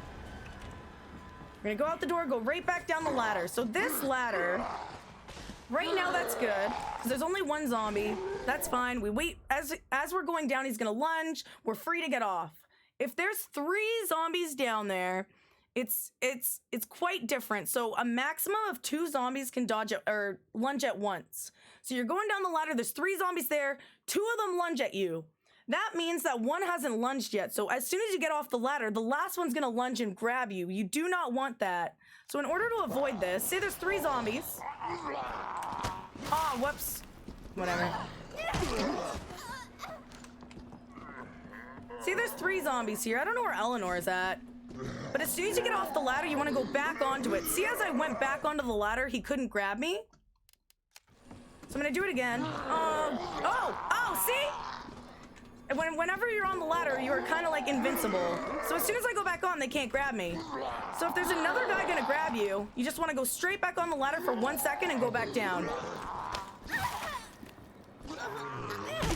So you only really use...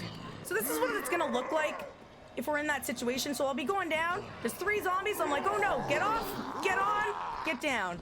And then you can go.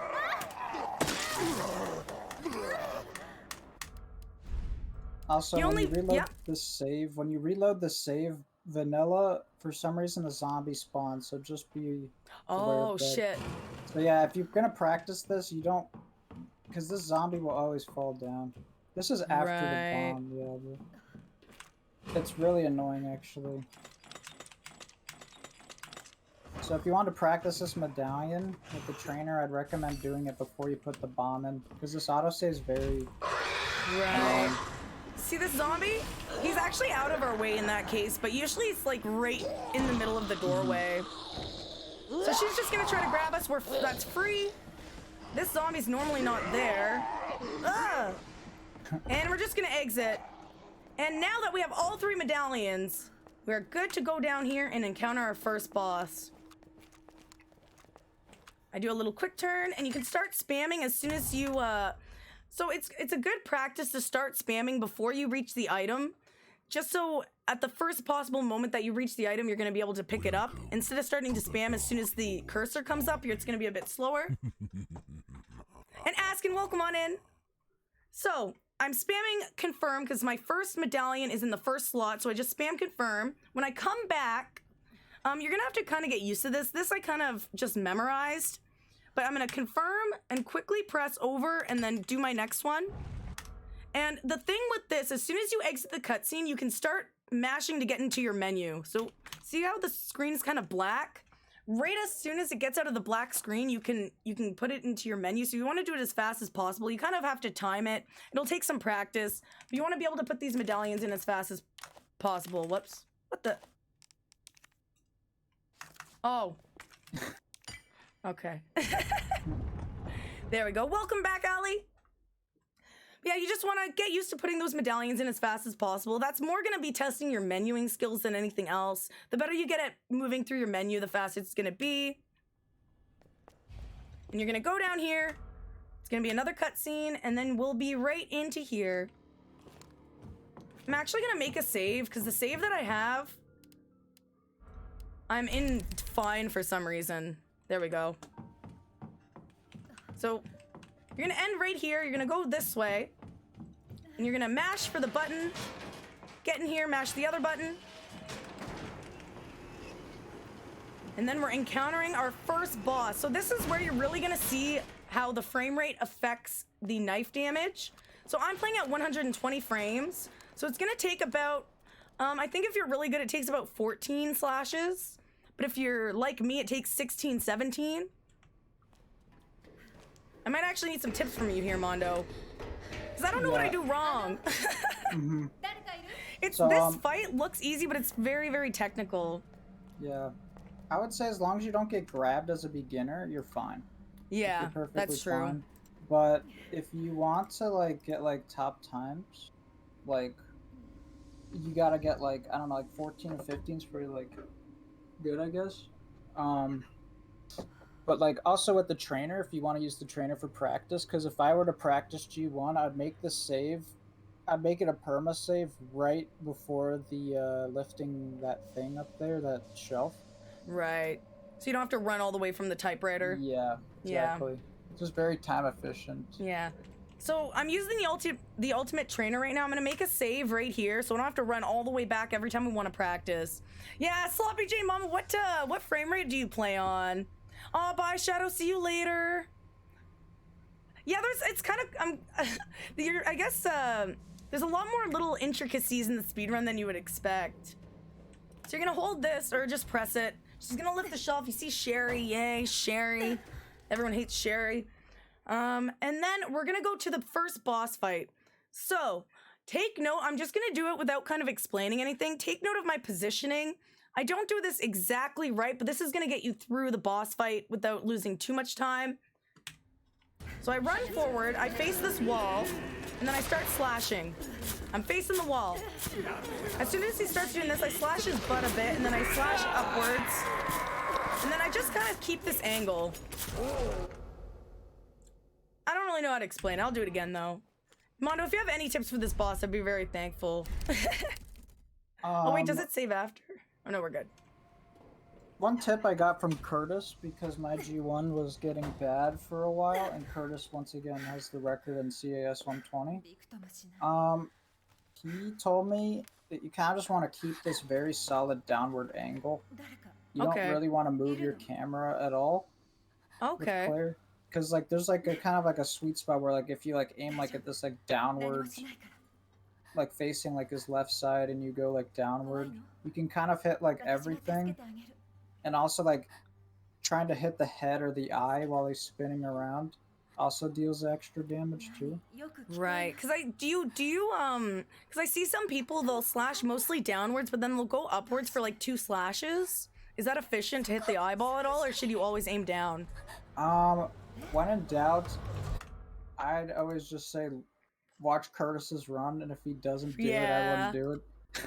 Yeah, seriously though, if you're trying to learn this tutorial will be good to start, but go watch some top runners. Take note of exactly the way Claire is standing, what angle their knife is at, because that's going to help you learn a lot just by watching. So definitely go watch some high some like world record runs and stuff. That's gonna help you out. And yeah, so my frame rate is 120 frames, but if you're playing at 60 frames, you're gonna have to like kind of dance around them a little bit, I think. At 30 frames, good luck. You just go in a circle for like 10 minutes and knife them, and it sucks. I used to do that. It's really hard not to get grabbed on 30, but I don't know if it's efficient. Is it efficient to use the knife on 30, or just people use like a grenade or something? Do you have any idea? Oh, wow, I have no clue. Yeah, I don't really know either. Rough. Yeah, it just sounds rough. I just remember going in circles and knifing. You basically kind of, I think on 60, you want to stick by his arm here. You want to stay away from his other arm. So let's like get him to attack a little bit. No. Okay, yeah, I don't know how to do it on 30, let's be honest. A good person to ask though, I think he has like a clip or something. Crazy Gaming Days is really, like, he does knife only runs. He taught me how to do it on 30 FPS. So if you have any questions, go check out his stream. He's really helpful too. He probably wouldn't mind answering a couple questions. All right, so I'm gonna run up. I'm gonna try just aiming down.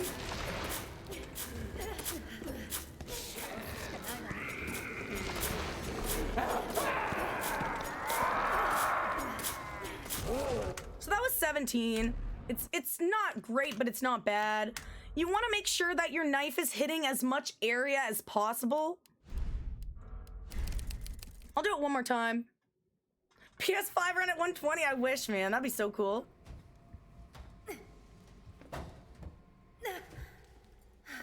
All right. Do it one more time.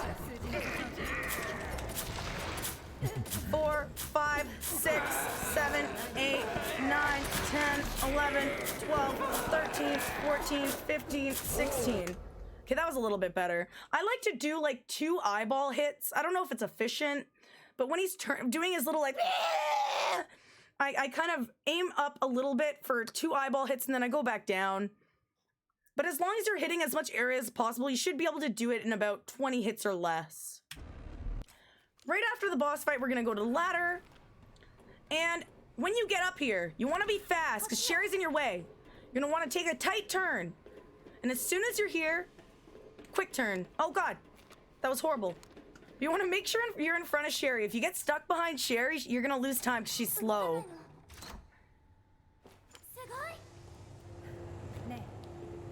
And here's a little breaky poo. You gotta wait for this. You can stretch. It's really nice.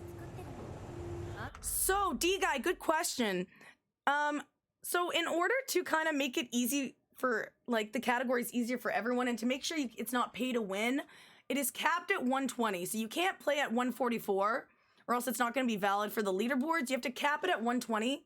There's certain, you have to go into your settings and stuff and make sure it's not going to go over 120. I'm not really going to explain that here. I think you could find some guides online though on YouTube to show you how to lock your FPS at 120.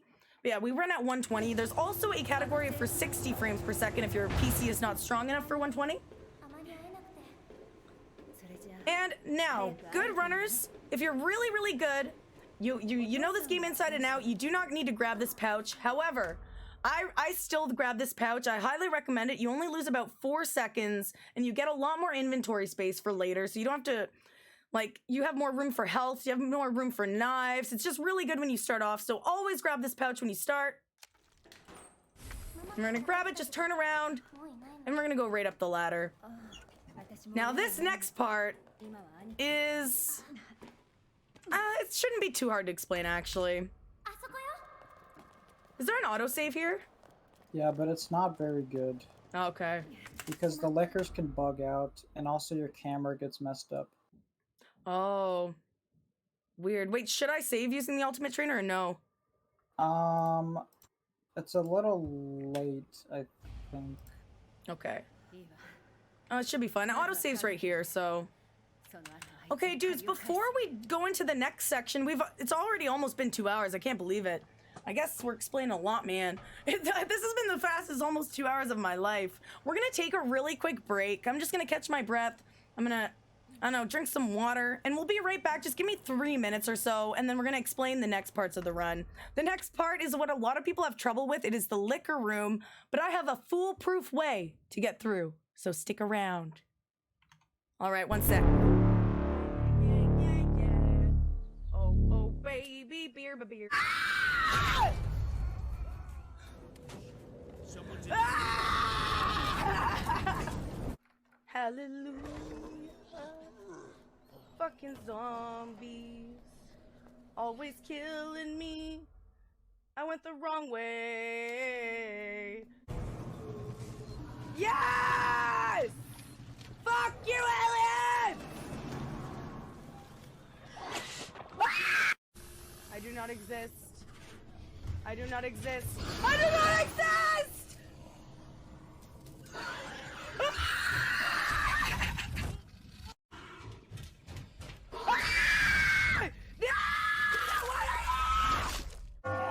Oh my god.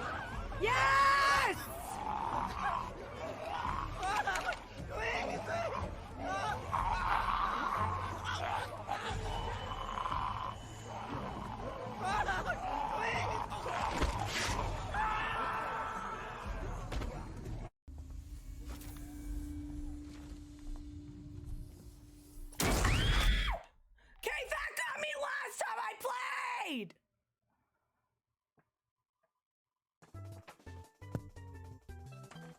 Sorry, okay. Right, I'm streaming. Can't just get carried away.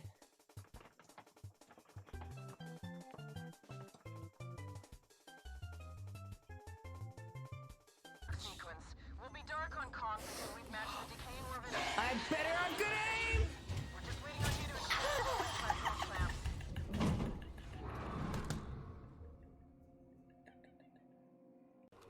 What if I say no? It's my birthday, I'll fuck with whoever I want to. Oh god. Hey guys, I'm trying to get my boyfriend into being a Twitch viewer.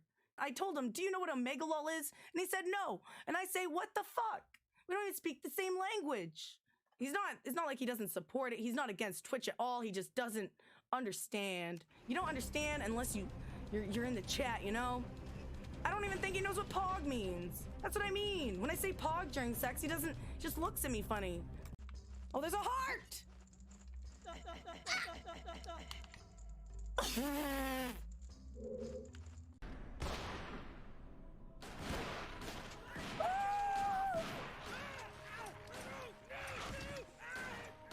No!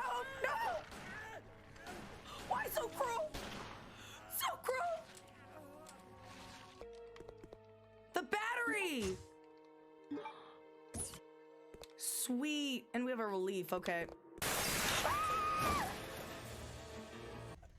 I don't know if I'm doing this. What's going on? It must be you. Oh, it is me. Oh, Oh my I'm god. backseat. I mean, I'm passenger seat. Oh, dear god. Oh god. What's Got yourself happening? in a tight spot there, Sneak. Alright, here we go. Wow! Yeah! Maybe we should talk to the lady first. Okay, wait, let me get out. Saved! Oh god, wrong button. Ow! Oh, is it dead? Get it! Pick it up! Pick it up! Christopher! Christopher! All right, dudes, we're back. Are you ready to learn how to get through the liquors? All your problems will melt away after you watch this, I hope. I don't know. I used to have so much trouble with this part, but I learned a couple tricks that helps me get through really consistently. So, I will teach you them. Yes, Photo, so I'll teach you how to get through here. Watch and learn. I hope I could teach you something at least. I hope you guys are learning. I really hope, I know I'm not the best at explaining things. I'm really, really grateful for Mondo being here because I don't know what I'd do without you, man. But I hope you guys can at least take some new tricks away and speedrun faster or, I don't know, help you out somehow. Also, I apologize for not being active with chat. I'm really focusing on trying to explain well, so I apologize if I miss your messages, but just know I love you all and thanks for being here. Hi, Frank. Nice to see you, man, and I appreciate all the follows as well. I really do. And make sure to go follow Mondo for some fucking awesome speedrun content, seriously. Funky Man, nice to see you too. How you doing? So, we're gonna take, you're gonna go this way, so we start over here by this. As soon as you put it in, there's gonna be a cutscene. You're gonna immediately go this way. And I'm doing great, Funky Man. You're gonna go in this door, and we're gonna go this way. This is way different for Leon. This does not happen in the Leon run. This is Claire only. So, the most important thing, when we go into this room, we're gonna be going into the room with 2 lickers. The first thing you need to note is the angle that I am going into the door. I find that the angle that you go into the door greatly determines how the lickers act in there. So when I go in, I'm going to be going in at about this angle right here. You want to go in at this angle. Uh-oh. Ah! So the door, you want to go in right here. If I go into the door like, oh God, like this way, he's going to act differently. But you basically want to go in at right this angle right there. I'm gonna reset it.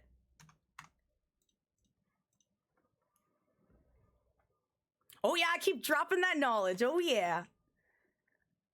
So we'll go this way. Sherry was just stolen away. We don't really care. We get to go faster now. All right. So take note of the lines I am taking. So we're gonna go in the door at that angle. We're gonna keep that angle. He's gonna slash. Keep really close to the side. And as long as you're gliding against the wall and you stick close to the wall, this licker on the ceiling will not jump on you. I think if you're on lower frame rates, you move slower, so it's kind of harder to do, but you should be able to do this, I think, on any console at any frame rate. And Wicketing, thanks so much for the 100 biddies. I really appreciate that. Oh, game sound is gone. Thank you. Thank you. So you're gonna want to stick to this wall. Just stick to it. Make sure you don't slow down though, because that could screw you up. So stick to the wall.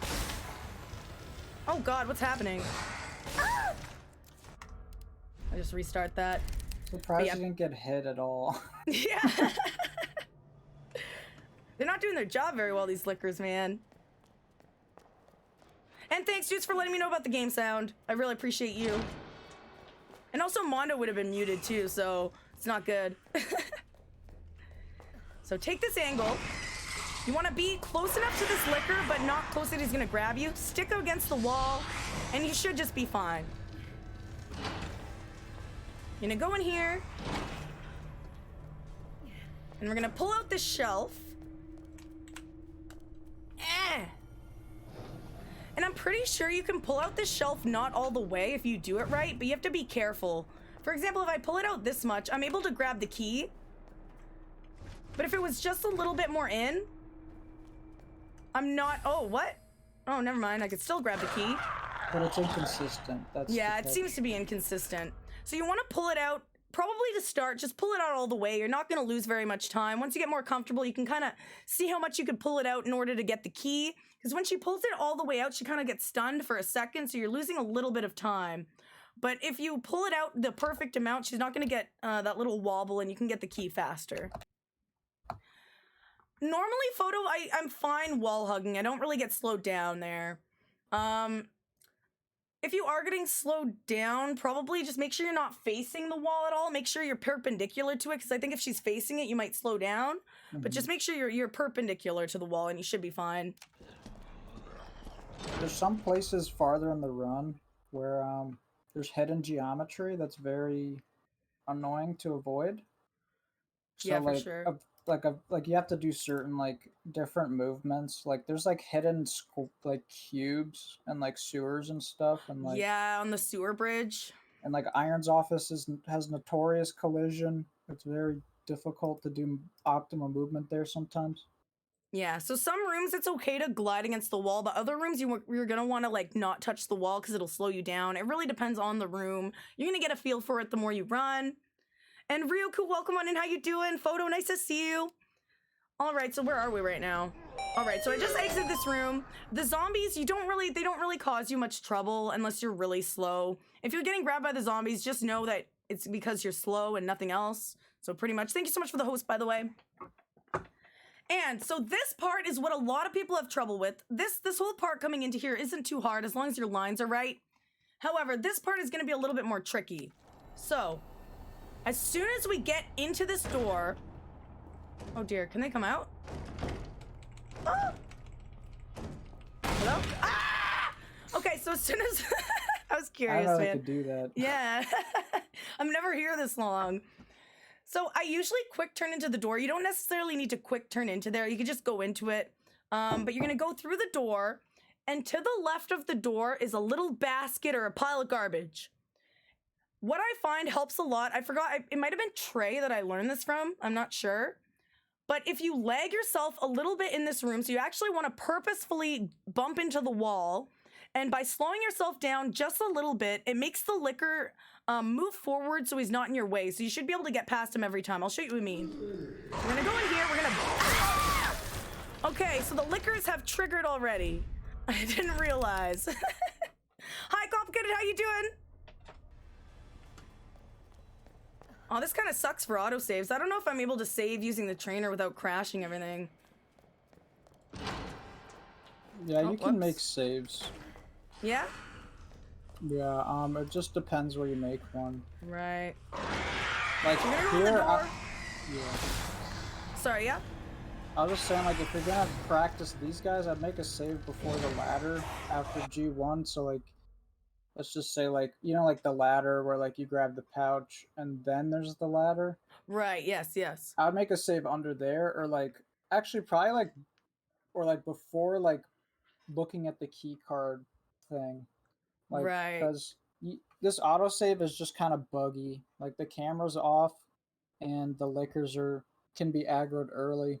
Like, they'll be at the door before, you know, they're supposed to be. Okay, that makes sense. Yeah, we'll see how it works on this autosave.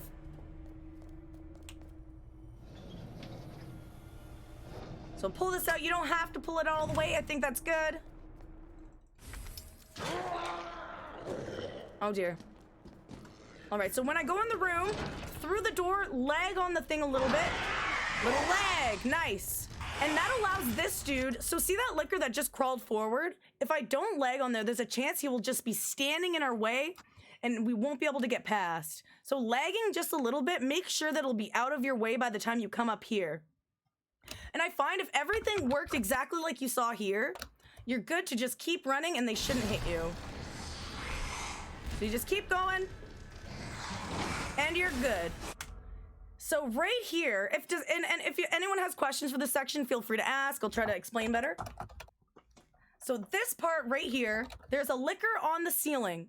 We don't want to get grabbed by this licker on the ceiling. For some reason, if you're aiming while he tries to jump on you, he will miss you. So what we're gonna do, we're gonna quick turn around the corner and immediately aim in the other direction. So I like to aim at this wall actually, but you can aim in the other direction or just make sure you're not aiming towards the licker or towards where you're gonna go. So I'm gonna quick turn and immediately aim and walk backwards. That allows him to go right over me. I have no problem and I just keep going. And if you do this fast enough, you should just be able to get by without any problems. So, does anyone want me to do that again? Or do you understand? I'm not sure. But you're gonna quick turn and you're gonna aim, but the thing is, if you quick turn and walk too far down the hallway, he's gonna grab you. So as soon as you quick turn, you need to aim, because if you walk down even a little bit, he's gonna grab you. Yeah, pretty much that's all you do for that section. That trick is really not that hard either. You just need to practice. And it's just a little bit, it takes a little bit of skill to be able to turn around really fast, but that's just mostly getting used to the controls. So just practice that strat over and over, and you shouldn't have too many problems with it. You want me to do it again? Okay, I'll do it for you, Crazy Jazz. Because I only did it once, so we'll do it once more. Hi, KJ Ender, how you doing?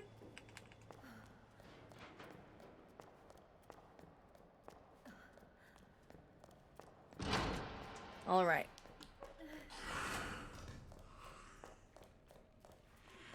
So take the door on that angle.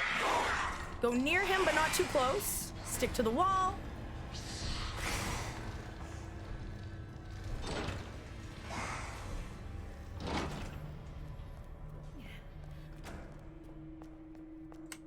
for that second liquor, Yeah. you should also, just as an extra safety measure, you should try to like look down as well, because you can get licked by him too. So it's just like most people, I think they tend to already look down, but if you just autopilot it, like you see, like this is not. This is a bug. Yeah, this is the problem if you load this autosave. Yeah. All right, so this part, so we're gonna quick turn. As soon as we quick turn, we're gonna aim. I like to aim the direction I'm already facing, and then we're gonna run. So, quick turn, aim, run. Oh God, that didn't work. Oh no. Why isn't there a better save for this, man? I know, it's bad. If I get hit again, we're just gonna call it. Just gonna keep going, but whatever. You're allowed to get hit once. It's perfectly fine to get hit once in this run, but twice is danger. Unless you get the liquor attack where they like leap downward from the ceiling and they Yeah, it's that really attack long. can prove a danger sometimes. Yeah. So look down.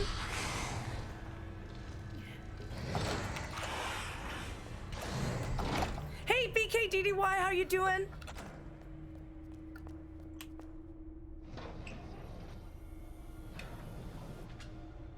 Hopefully the liquors aren't all messed up.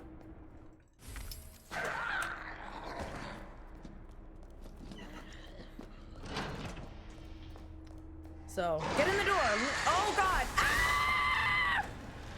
Okay, abort, abort, abort. Okay. Quick turn, aim. Oh, what? I don't know if... Ah, my knife. I'm getting upset now. Fuck you! In the balls! Ooh, nasty. So if it is not hard to get grabbed here, so the fact that you're getting grabbed here is not an uncommon thing at all. Yeah, for sure. Sometimes I'll get too greedy with my movement and I'll wait longer because technically you could just tap aim for like a very small amount of time, and True, then he could like just go and do what he's supposed to do. But if you do that, you're just risking like getting grabbed or like getting attacked. So it's like, yeah, it's not uncommon to get hit here. I might actually show you guys a different way to do it that I used to do it because I find it a bit easier. And it's kind of easier to explain. I'm gonna face the back wall. I'll show you a different way to do it. All right, so this is all the same. They are annoying, Frank. They really are.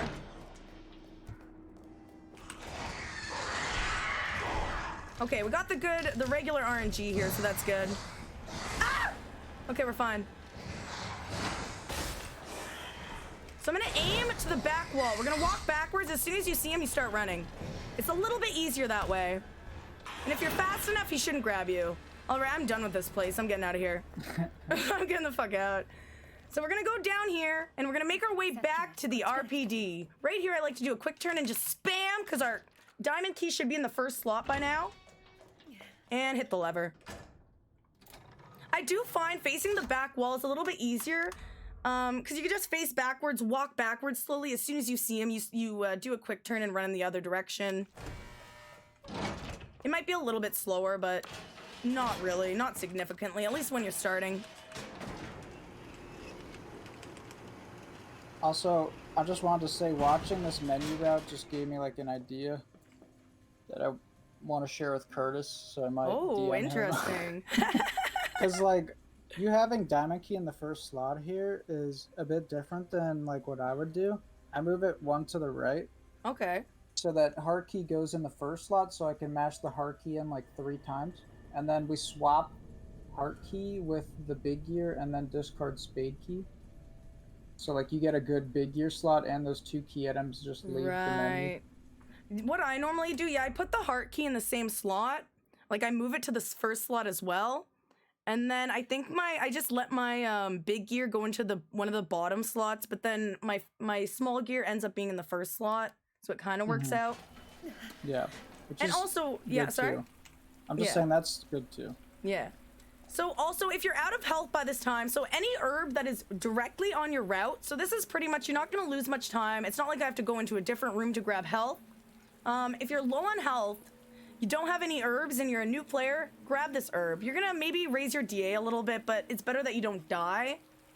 So you can grab that herb, you can grab it either now or we're gonna come back through this area, so. Do I think the Karma's Fairies will grant you a PB for my selflessness? I hope so, that'd be cool. The Karma Fairy, I've never heard of that. So as soon as we're in this room, we're gonna go forward and we're gonna go to the right. This is pretty much just walking, just take note of the route. I do find in this room, you can get stuck. Say I go here, you kind of get stuck on the bear. So I like to stay a little bit away from the bear. You don't want to get stuck on the bear booty. Because sometimes I'll get stuck literally on the bear's ass, so you don't want that. I pick up this key, I move it to the first slot, because we're going to be using this pretty much immediately. So I move it over, I turn around, and we're going to make our way out. Inventory is really hard, but I find if you follow at least these little rules that I'm saying, always move the heart key over, do the menuing at the beginning properly, it all should fall into place relatively similar. Me, I pick up random healths, like my runs are not always the same, so sometimes my menu's a little bit different, but relatively it'll be easy to get the items that I need to use the most. So we're gonna come out here. The thing with this door, see this wolf's in the way? Make sure when you come out, you kind of take a wide angle around the wolf. You don't want to get stuck on him. And as soon as we get to this, we're going to examine it real quick. And you're just going to spam confirm. We're going to go out and then right up the stairs. So this next room, do you think I could autosave here or does it do one up here? Do you have the SRT open? Yes. Do you see any enemy HP bars? Yes. I would just try it. I don't think it actually... Wait, if you go back in the heart key room, do they go away? One of them does. Oh, wait, two of them did. There's So one more. you might want to reload here and then like make the save before going through the door. That'd be safe, but I don't think you... Right. Not sure if you 100% need to, because I think these zombies are fine with making an autosave, but... Right. Where do I start when I load the autosave? Just right after the elevator. So, like, it's not that far. It's like you have to walk back in and grab the heart key. Okay, just right here. Cool. So, there's still enemy HP. I don't even... I'll just make a save. It should be fine. It's fine. Yeah. I wanted to mention one thing real quick. When you move over the heart key here, it's actually about a second of time loss. Oh. Because when weapons swap, there's a fixed delay. Like. I saw it. The little delay is about a second. Yeah. So. Okay, that makes sense. That's why, like, I moved the diamond key earlier, because that loses about 0.2 seconds, so I don't have to lose, like, a second. Right, okay. So, yeah, like, when I swapped this, it kind of... Or at least when I did it during the inventory, it would, like, gave, like, a little pause before I could move again. Mm-hmm. Yeah. So go around the wolf. I hate the wolf. Yeah, if you can make an autosave here, that'd be pretty good. There we go. Alright, so we're gonna go up the stairs. This room is a little bit tricky, but once you get the hang of shooting the zombie, you should have no problem. So there's two different scenarios that'll kind of happen. You're either gonna shoot the zombie in the face and it'll be fine, or you're gonna miss the zombie. So I'll show you both. And the thing here, when you're running up to this door, we're gonna wanna open the locker. It's very important that you remember to open the locker so you don't have to, because you have to wait for it to open if you want to grab this item, right? We don't want to have to wait for it to open. So we open it as we're going in, and then later in the run we're going to be grabbing these bullets and we won't have to wait for it. So go in this room, you're going to go right this way, and you're going to aim and shoot this guy. You need to kind of be ready. It's going to take practice. Your aim needs to be good, but he's always in relatively the same spot. And if you do it correctly, you should be able to just exit. You're gonna grab, also I grabbed in the room, I grabbed the knife off the dummy, and I also grabbed the first electric box thingy. What is it called?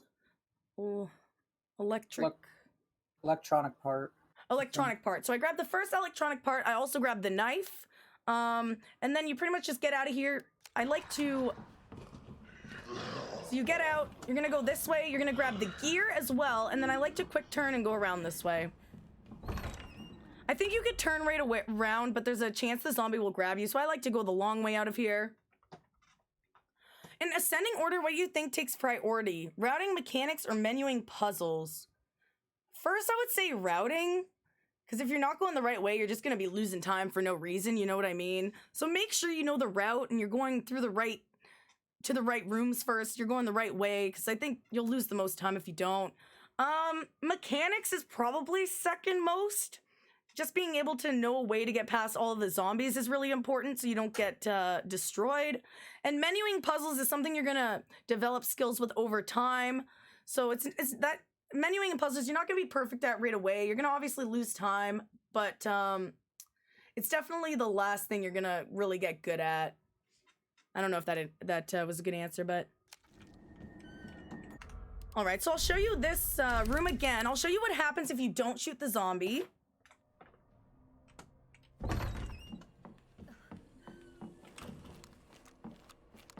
Hopefully he does what I want. Well, it doesn't really matter, I guess. So I'm gonna go in here, but I have really bad aim, so I miss. We're gonna go in here, and we're gonna hope that he chases after us. See how he chased us? So, actually, that didn't work. But, so, if you miss, there's a chance that he'll chase you and he'll come into the room. That's the best situation. You don't really lose any time. Because, since he came into the door, I think he's stunned for a little bit, so he won't be able to grab you on the way out. He'll be standing about here. So that's the best situation. If you miss and he doesn't come through the door, this is what's gonna happen. He's gonna bang on the door. So make sure you stand a little bit back. Or actually, you wanna go up to the door so you trigger it. I made that mistake before. If he's banging on the door and he's not coming through, go up to the door and walk back, or else it might take a little bit longer. And once he's through the door, it's kind of like the first zombie at the beginning of the game where you're waiting for the door to open. As soon as he comes through, you're gonna run past him and he should be fine. Ah! Okay, almost.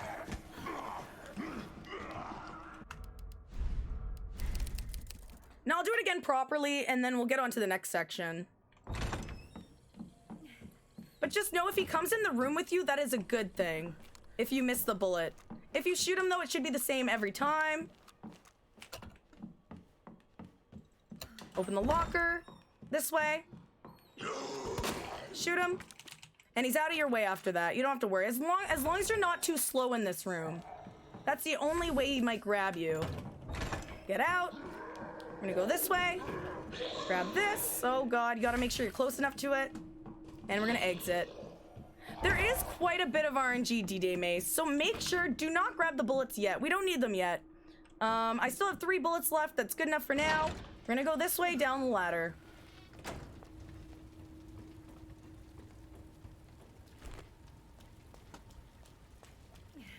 And this part's pretty straightforward. You just go down here. We're gonna hit the lever to turn off the water or something, or turn it on. Put out a fire so we can meet our best friend. Right after you hit the lever, you want to immediately turn around. Now, this zombie will normally not be in your way. I find you can kind of tell how close she is by the sound cues. So she'll go like, meh, when you're going down the stairs. If you hear a really loud, meh, that means she's really close. So you got to be a little bit more careful. Maybe take the turn after this a bit more wide. Stay away from her. If you hear she's really far away, you're probably good. But just keep an eye out. Avoid her. And then back up the stairs. Oh, you like it, Frank? Maybe I should apply to be a voice actor in the next Resident Evil. Hit that. We're gonna go through here. Wonder if I could autosave. They make an autosave for you. Oh, sweet. But you should make a manual one yourself. Okay. Just because the camera gets messed up. It's just one of those things when you, like, you don't want to mess up your camera. I don't know. All right, so we're gonna meet Mr. X for the first time. This is a little trick. I'm gonna teach you to get past him. There's 2 different ways to do it. I do it one way, but I think the faster way is, I'll show you both anyway. So this is the way that I do it. As soon as you turn this corner, Mr. X is gonna be like, hey, what's up? And you're gonna wanna get past him without getting punched in the face, right? So this is how to do it. What I do, I stand adjacent with this wall, and I aim at his shoulder. As soon as he goes to punch, I go forward. And you avoid the punch. Another way to do it, and you're not going to be great at this right away, you're going to have to practice. It's mostly timing and positioning, so as long as your positioning's right and you go forward at the right time, you should get it every time. If you get hit, either you're in the wrong spot or you're not going forward fast enough or you're going too slow. So there was the one way where I stood over there, but you can actually stand here and you line yourself up with the wall and then you aim at him. And as soon as he goes, you punch. So you can do either one of those. I'll show you again. But just practice, get the timing down, and it's really not a hard trick. This is one of the easiest tricks in the whole game. If you stand too far back, he looks at you for a bit. Let's see. Stand too far back. Ah! Oh, I still did it!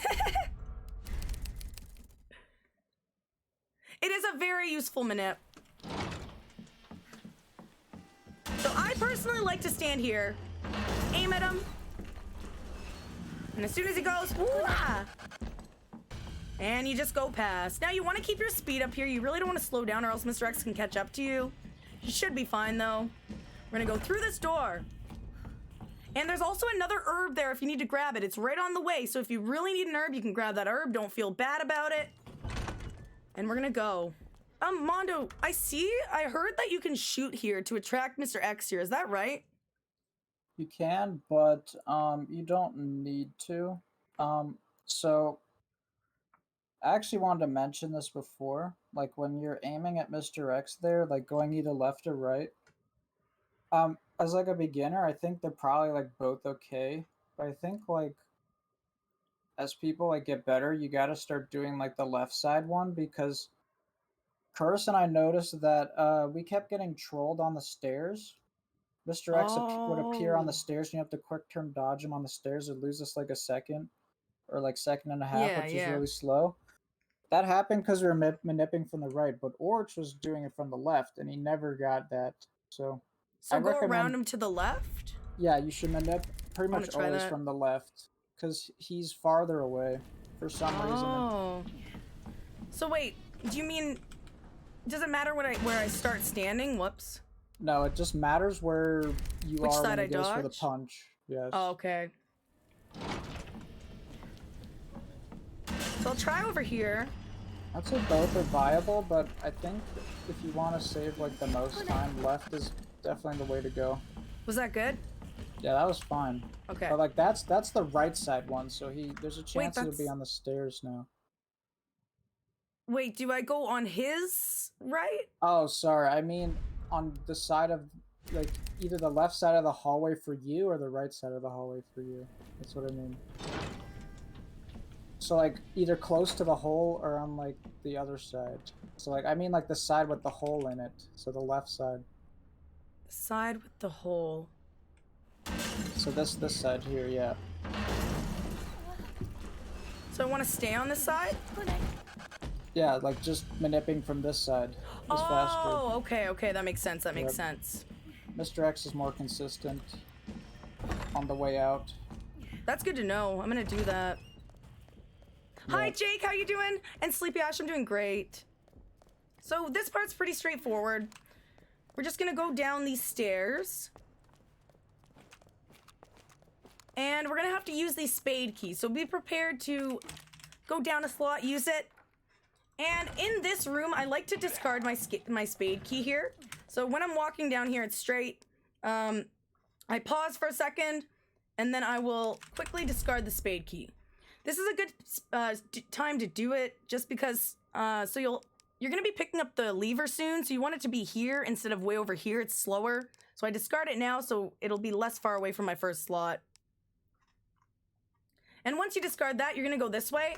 So there is a licker in this next room. The trick to this room is to look at him as soon as you go in and then book it the other way. I'll show you what I mean. So you're gonna look at him and then you're gonna run. Okay, I did it wrong. I think I looked too much. I've actually come up with a strat here that seems very consistent. Oh. And you never get hit. What is it? So instead of looking at the liquor, which can cause him to lick you, which is obviously not what we want to have happen. Yeah. What I do is I look at the evidence locker room, like, so there's like a door over to the side, so you don't look all the way back towards the liquor, but you look at the door that's like to your right coming out. Not the door you want to go towards, but the door to your right. You look at that for a bit, and then you kind of move the camera away when you hear the liquor make a sound. Oh, okay. I'm gonna try that. So discard your key. So I'm gonna look at the door. There's the door. Yep. Oh! That was way Yep. faster. That's very consistent. Oh, that was beautiful. So just look at the door for a second, and then you hear him make a sound, just turn around Yep. and go the other way. But if you mess up movement a little bit, sometimes you get hit, but it's pretty much Right. always free. Okay, cool. Nice. My runs are going to be so much better now. So once you're here, you're going to spam. Oops. You're going to spam. You're going to use your heart key. And I like to put this in the first slot. You can turn around. If you turn around quick enough, you can actually make it out the door before it closes. I really suck at that, though. And coming out here, you should be pretty free. Just make sure you take a straight line from this door to the next one. You should be good. Speed Top, thank you so much for the follow. So go straight to this door. You should be fine. This room... Oh, God, how do I even start? There's a couple different things that happen. Right now, we actually got bad RNG where a zombie is right here. In this case, you can either kind of bait him and then go that way or go around. I don't know what's faster, though. You can also shoot him in the face if you have extra bullets. But right now he's in our way. We could just do this. We can go around. And also, something else that's going to happen here is Mr. X has, I don't know what chance it is. Let's say 50% chance to show up at this door. If he shows up, I don't really have any good strats to get past him. Mondo, do you have any tips of getting past Mr. X when he's at the door? So if you do the left side pass and your movement is like fast enough, he'll pretty much never hit you. But Okay. let's assume like that doesn't happen. You have to pay very close attention to sound, because if you can hear his footsteps, it means he's coming. Yes. I mean, I guess like that's kind of like something I guess people will notice on their own, but sometimes the volume of the footsteps doesn't really like accurately tell you where he's gonna be, because sometimes like it sounds like his footsteps are loud, but he's like super easy to avoid. I would just like I like to spam pause at some spots to see what his position is, and then I'll react. Sometimes you have to like Right. quick turn dodge, or you could even maybe even do like another aim dodge if you're worried. You could just sit at the door and do an aim dodge, I guess, Yeah. if you really want to be safe. There's a, because he could be right at this door. You can kind of slither through the door if you do it properly. Like he'll try to punch you and you make it through, like we did earlier with Mr. X. But sometimes he'll be way down the stairs a little bit, because if you're too slow, he'll make it through the room. You just kind of, you're gonna want to go up to him and make him punch you, but not punch. I don't know how to explain this. You want to bait his punch. So you're gonna run up to him, make him almost punch you, and then go around him when he's recovering a bit. But that doesn't always work if you don't have a lot of room. This part's kind of hard because it's situational. It changes a lot depending on your speed and just where Mr. X is. So I don't really have a surefire way to get through besides just do your best to dodge them and get past. I definitely have an herb if you're starting off. So if you do get punched, you can keep going. The worst thing that can happen is if Mr. X is here and he grabs you and he throws you into the zombies, you're pretty much screwed, because you're going to get up, the zombie grabs you, and then it's over. So really try not to get grabbed by him. But other than that, if he's not here, you're free. If he is there, then yeah. Punch bait S, turn back, quick aim, and go past him. That sounds good too, Fairy. And hi, Fairy, welcome on in. I hope you're doing well. Yeah, you could punch bait him, turn around, quick aim, and go past him. Oh, like do a little turn around him? Okay, that makes sense. But since he's not here, we just go straight up. I don't know if I should try to load and see if he'll show up. Maybe I'll do it one more time.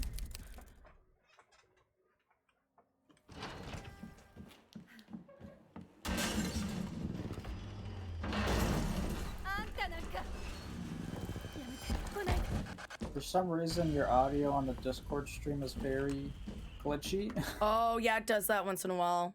It sounds like it like you drop like it dropped in like a tub or something. Is it better now? Oh wait, you I can't really don't- tell. Yeah. Oh, it's perfect now. Okay, cool. It does that once in a while. I don't know why. Maybe my internet was dropping or something. All right, so we're gonna go. Mr. X is behind us. We're fine though. Hopefully he'll come down to the room so I could show you what I mean.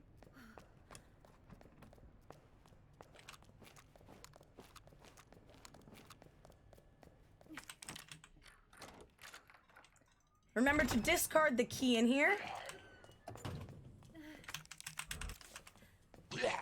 And I'm gonna look at the door for a second. And then we're gonna go.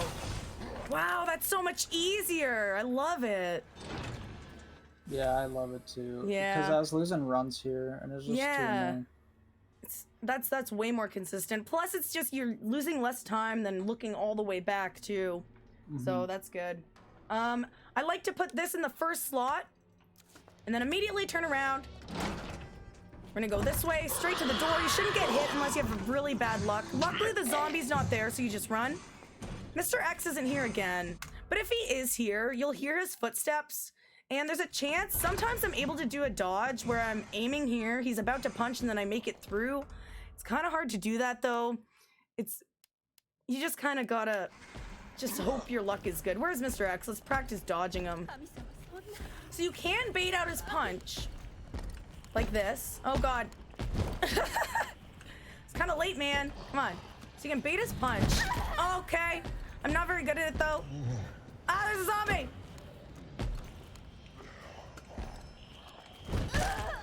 I'm really bad. Oh God. But I swear you can bait his punch. There. And then you can go around him if there's room. If there's not room, he'll do that. So make sure if you're trying to go around him, there's room and you don't get stuck on him or else you're gonna get grabbed.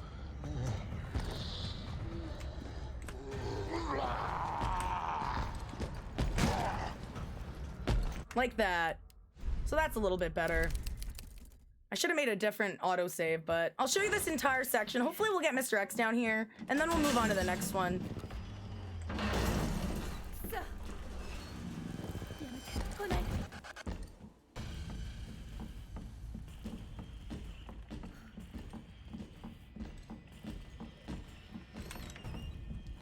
And there's certain doors where it's better to quick turn through, and there's certain doors where it's better to not quick turn through.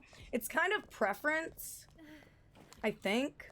It could be faster doing one, but for me, it's just preference. Like, some doors I get stuck on quick turning, so I like to go through manually. Other doors, it's easier to quick turn, so just kind of feel it out. Kind of like an advanced technique that I haven't really mentioned before. That is something that I've just noticed from my own runs. Yeah. Is depending on the distance you stand from the door and your angle, you'll get pretty much the appropriate door animation. But doors are like super finicky in this game. Yeah. Because anyone will tell you. I think I'm locked in the RNG where he doesn't come or something, because he's just not coming down. Yeah. Yeah, Fairy, I didn't expect that. All right, so right here, I'm about to go in the library, and I'm gonna have to push a bunch of shelves over. I need a bunch of time to do that. In order to make enough time to move the shelves over, what I'm gonna do is I'm gonna shoot the floor right about here. You're gonna see me do it. This is actually really important. So what the shot does is once I shoot on the floor, the zombies, they hear that. They're like, whoa. They start walking towards the bullet. They're like, what the fuck's going on? What this does is it grants me more time, since they're walking towards the bullet, to go put the thing in and move the shelves over. So it'll just grant you more time. I'm gonna shoot right here, about in the middle of that square I aim. I'm gonna stay away from that zombie, and they're all walking towards the bullet right now, so we should theoretically have time to push them. Once in a while, though, you will get grabbed. And I find this a little bit finicky. You have to have the right angle, or else you won't push them. And thanks for the follows. I really appreciate it. Welcome on in. So I'm usually more like attentive to chat and stuff, but this is a little bit of a different stream. All right, and once you're up and you push the shelves all the way over, you can finally make your way across. You don't really see Mr. X after this, I don't think. I think that's the last time you have to deal with him, really. So right after this part, I'm gonna go right in the door. There is an herb there that if you're in danger, you can shoot the zombie and grab. You're gonna lose a bit of time, but at least you'll survive. You can also grab the herb on the way out if you really need it. So once I'm in here, we got our gear, we're gonna put it in. The biggest mistake that can ruin your run, man, is forgetting to pick this gear back up. So as soon as that's done, I'm gonna spam confirm and I'm gonna turn around. That was a bad turn, but you need to remember to grab it again. So we're gonna use it back up here. So we're just gonna make our way upstairs. And I'm gonna grab this gear. And since I set it up properly, since the lever's not there anymore, it'll go into the first slot. And then we're gonna put the other gear in. Raven, welcome on in, how you doing? We're gonna turn around. We're gonna go back down. This room's pretty straightforward. The only thing with this room, I find if you're touching the railing, sometimes it's hard to quick turn. Like, do you ever find your quick turns are funny up here? Or is it just me? I feel that. Sometimes I feel like I drop it. Yeah, sometimes my quick turns just do not work. I find staying a little, if you're having trouble with quick turns up here, stay a little bit farther from the railing so you don't hit anything. And then as you're going this way, you're just gonna spam to put the last gear in, so.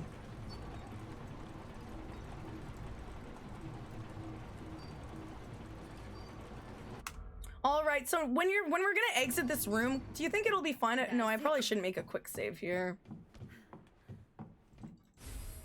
So I find the electronic box that I just picked up, it's kind of tricky because there's a note right beside it. So you want to take like a really sharp angle.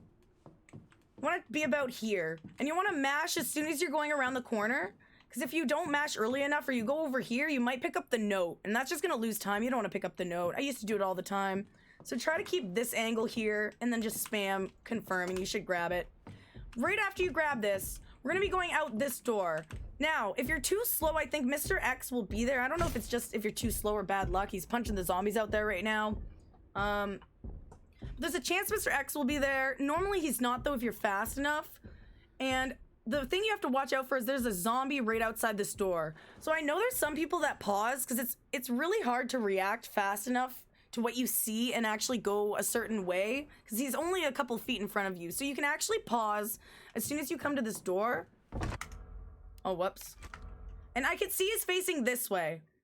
So since he's facing this way, I know I have to go around his back. So I have to go the other way. So that kind of helps you out in knowing which way he's facing. If not, if you just go through the door, I normally like to stick to this side, but it doesn't always work. Like in this situation, it probably won't work because he's already facing this way. So if you're able to pause here and see how he's facing, that's gonna help you out a lot. So we go this. Okay, well that didn't work, but you know. Yeah. Where's my autosave? PlayStation Clock Right after Tower. the electronic part is the autosave. Oh, sweet, that's perfect. Muzo, nice to see you. How you doing? Oh, perfect. So we're gonna go here. You can pause. He's not there, but Mr. X is there. Okay, this is different. Say he's here. We can do that. Go around him. This zombie is kind of tricky. So he's in all different positions. He's never in the same position all the time. So if there's... Okay, so I'll go through the different scenarios. So right now he's facing us. There's a high chance he's gonna grab us. I probably want to shoot him in the face. Say he's a bit back than that. He's gonna be blocking away. I'm gonna want to shoot him in the face. At this DA level, my DA rank is 5, so we're guaranteed to shoot him in the face and stun him. So whenever a zombie's really in your way, just shoot him in the face and you should be fine. If a zombie is humping the wall, so sometimes he'll be doing like a wall hump. He's like, oh, I love this wall. Usually, if he's humping the wall, you can just quick turn by him and he won't grab you. So if he's humping the wall, you're good to go. Sometimes he'll start walking over here. If he's over here, you're good to go. But if he's standing in the middle facing you, you're probably gonna have to shoot him in the face. So I'll actually load that again. We'll see if we can get him in a different position.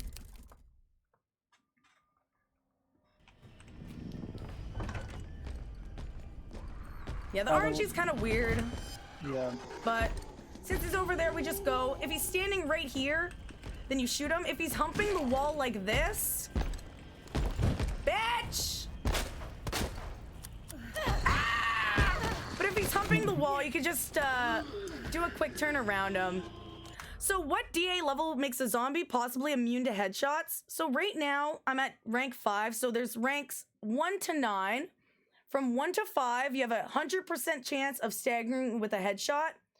At DA level 6, you have about a 90 to 95% chance. I don't have an exact chance on that, but you have you're most likely gonna stun them, but there's a chance you might not.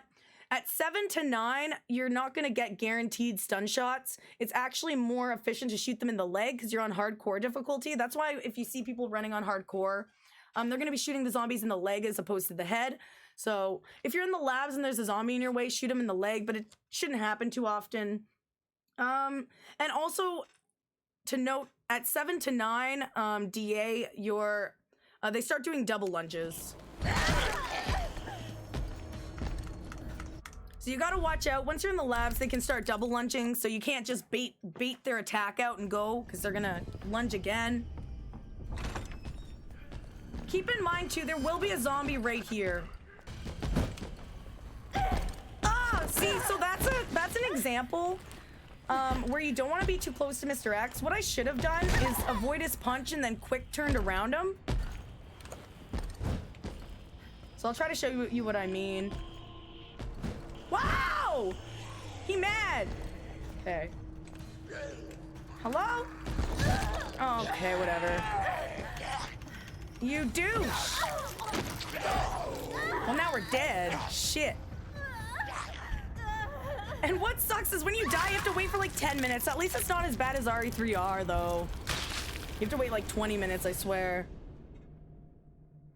Actually, with the trainer, if you set up hotkeys, you could actually just like reload a save during this, but it kind of messes with the music sometimes. Right.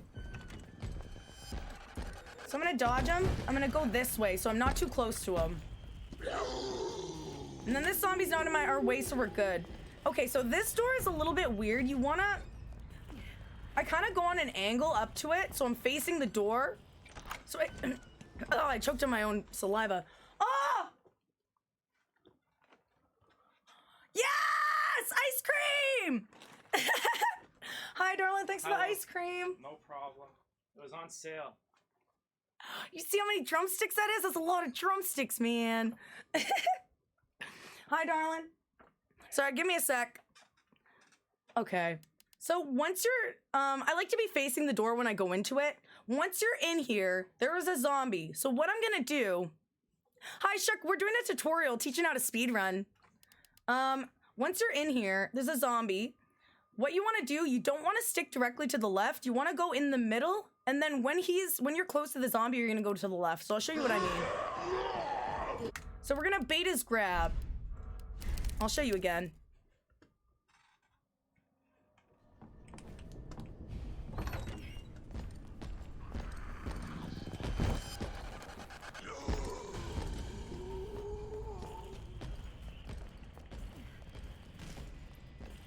So as I go up to the door, I'd like to kind of face the door so I can go right in, because if you delay going in this room, he can grab you. And then I go in the middle and then kind of swoop around him. You're gonna have to practice that a couple times. It's not too hard though. And we're gonna go, and as soon as we're out here, do not forget, grab your bullets. Grab your bullets. That's the locker we opened before. You're gonna be grabbing those. Oh, good, we're to Sherry section. That's great. That's gonna be easy. Once you're in here, I do find this turn is kind of weird. Hello, Mr. X. Make sure you don't go in this way. If you try to take too sharp of a turn as soon as you're in this door, you're gonna lag on these things. Remember when you bump into walls, you slow down. It's ice cream, it's drumsticks. Ah! Sorry, I got scared. But make sure just don't take the turn too sharp or else you're gonna bump into that. So take a little bit of a wide turn, and we're gonna go this way.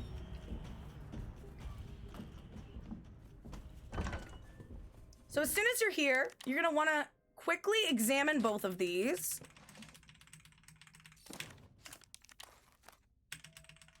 And then once they're both examined and out of the boxes, you could just spam confirm and they'll both go in. I don't like to put the first one in first. I don't know why, so you could just spam, but I don't think it really makes a big difference. This puzzle, I'm not gonna explain too much. You can look up the answer if you forget what it is. But actually, Mondo, I don't do this the fastest I can. This is the way I do it. To the Dark Lord's army. But I'm pretty sure there's a faster route. Yeah, there is. Yeah. Also, this autosave makes the zombies like really weird for RNG. Just like this zombie can like despawn and stuff like.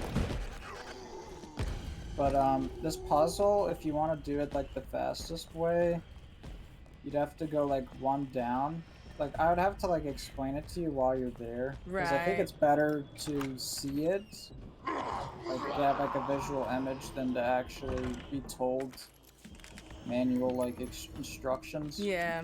It's harder to Oh, baby, learn a it that way. triple! Oh, But yeah! essentially on this electronic puzzle, you're wrapping around. You can wrap around from top to bottom or bottom to top and like left to right and right to left. Yeah. Like you can wrap around, which is pretty much what that's abusing.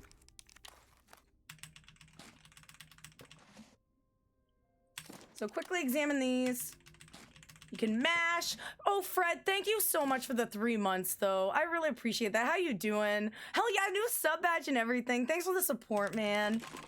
All right, so what Mondo was saying is that you can wrap around. So say I'm here, I press up, it's gonna go to the bottom one. I don't actually use that 'cause I'm just used to I made up my own strategy, I think, and then I just kind of kept doing that. But what would be the fastest way, Mondo? So that square you started on, that's where your input starts. So you do Yeah. one down and then confirm it. And then you do left and down. And then you confirm that. This one? Yep. And then you go to the left and then confirm it 3 times. And then go. And then there? Yep. Wait, and I then- missed something. Nope. And then you do down and right. And then you do confirm. Oh, okay, that makes sense. Yeah, this is the puzzle and the fewest amount of inputs. I need to practice that because it's just free time save pretty much. Yeah. So this puzzle's gonna take practice. But definitely I would recommend learning this this series of inputs instead of mine because this is obviously faster. So we go down, I go up, You go down and left. down, left. Wait, I'm confused. Yeah, you go. Sorry, wait, I'm here. Okay, okay. Yep. And then I go down left. Yep. That's down and right, I think. Oh, down left. Yeah, I'm so bad at directions. Queen! I'm actually horrible, as you can tell. Welcome on in, Raiders. Right now, we're actually doing a tutorial on how to speedrun Resident Evil 2 Remake. You did miss the beginning of the run, but you can go back and watch the VOD. I will be also posting this on YouTube. So it's we're explaining everything from the ground up. If you're interested in getting into speedrunning, this is a good start. Hello, Brave Hunter. Welcome on in. Remus, welcome on in. Queen, nice to see you. How was your stream? And can we get a shout out for Queen if there's any mods around? All right, so it was down and then down left to this one. And then we go 3 here and then there. I messed it up, but yeah. You can also make an autosave after putting the blocks in. Oh, that's smart. Oh, yeah! But if I have a practice save for this, sometimes I have both. I have one with this electronic part and one Right. without, just 'Cause it's so I good to can practice. practice. Yeah. Yeah, the examine. Okay, 1 sec. Sorry. Is it dead yet? Thank you so much for the 5 gifted. That's really, really nice. I really appreciate it. Went to Cypher, Exploding Worms, Catalia, Shook Ones, and Karate Chop. That's really kind. I'm hoping you guys are learning something from the tutorial. It's something I've never done. I've never done a stream like this, so it's kind of different, but thank you so much for the gifted subs. And Queen dropping 500 bits. That's really nice, Queen. And you rated and everything. You're doing too much, Queen. Playing Tomb Raider. Oh, wait, that was Is It Dead Yet? Is It Dead Yet playing Tomb Raider? Wait, can we get a shout out for Queen? But Is It Dead Yet's cool too. Go check them out. But Queen, thank you so much for the 500 bits. And Is It Dead Yet? Thanks for the 5 gifted subs. Damn. Oh, you're definitely learning? Cool, cool. Awesome. That's the point of the stream, man. All right, so I'm gonna put those in. So you go down, down left, over, down left again, and then up right. Okay. Yep. Someone clip that if you need to look back at this puzzle, clip that. Clip what I just did. Cause I'm gonna need it too. Please clip it, someone, please. Seriously. All right, dudes, I'm going to, before we do the Sherry section, it's, there's not too much to learn here. There's the puzzle, and then there's where to stand as Sherry, but I will be right back. Give me 3 minutes, because my boyfriend's here. I gotta say hi, or else I'm really rude. So give me a couple of minutes, dudes. I will be back very shortly, and, yeah, I'll be back, so enjoy the clips.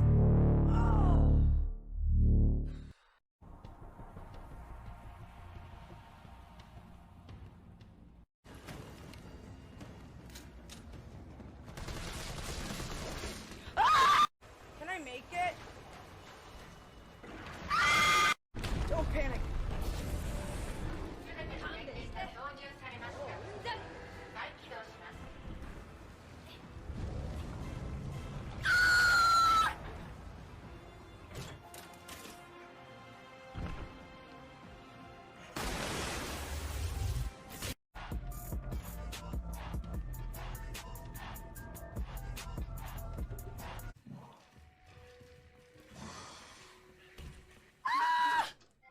I don't have the key again. Okay, we're giving up.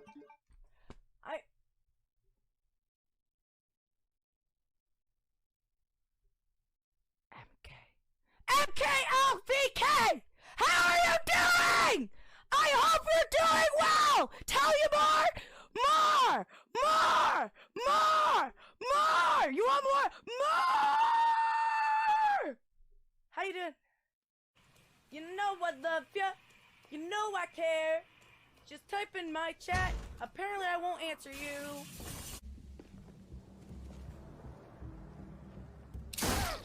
Ah! Ah! 69-bit ace? Not 70, not 68, not 67, not 64, not 1, not 5, not 4. Neener, wiener, neener, wiener, neener, wiener, neener, wiener, Batman! Batman. Just do it! Motherfuckers, just do it! Just do the boss fight! Just kill him! Just kill him! Just do this shit! Do it! Just shoot him! Go! Yeah! Like a licker? How do they scream? They go like...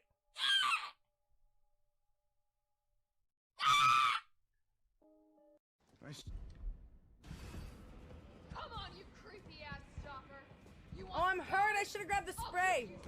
Ah! Like, that's too loud. Shit. Ew! Carsey! No! No! No! Anyway. Okay, so we're gonna keep going. Chocolate? Chocolate! You have chocolate! No way.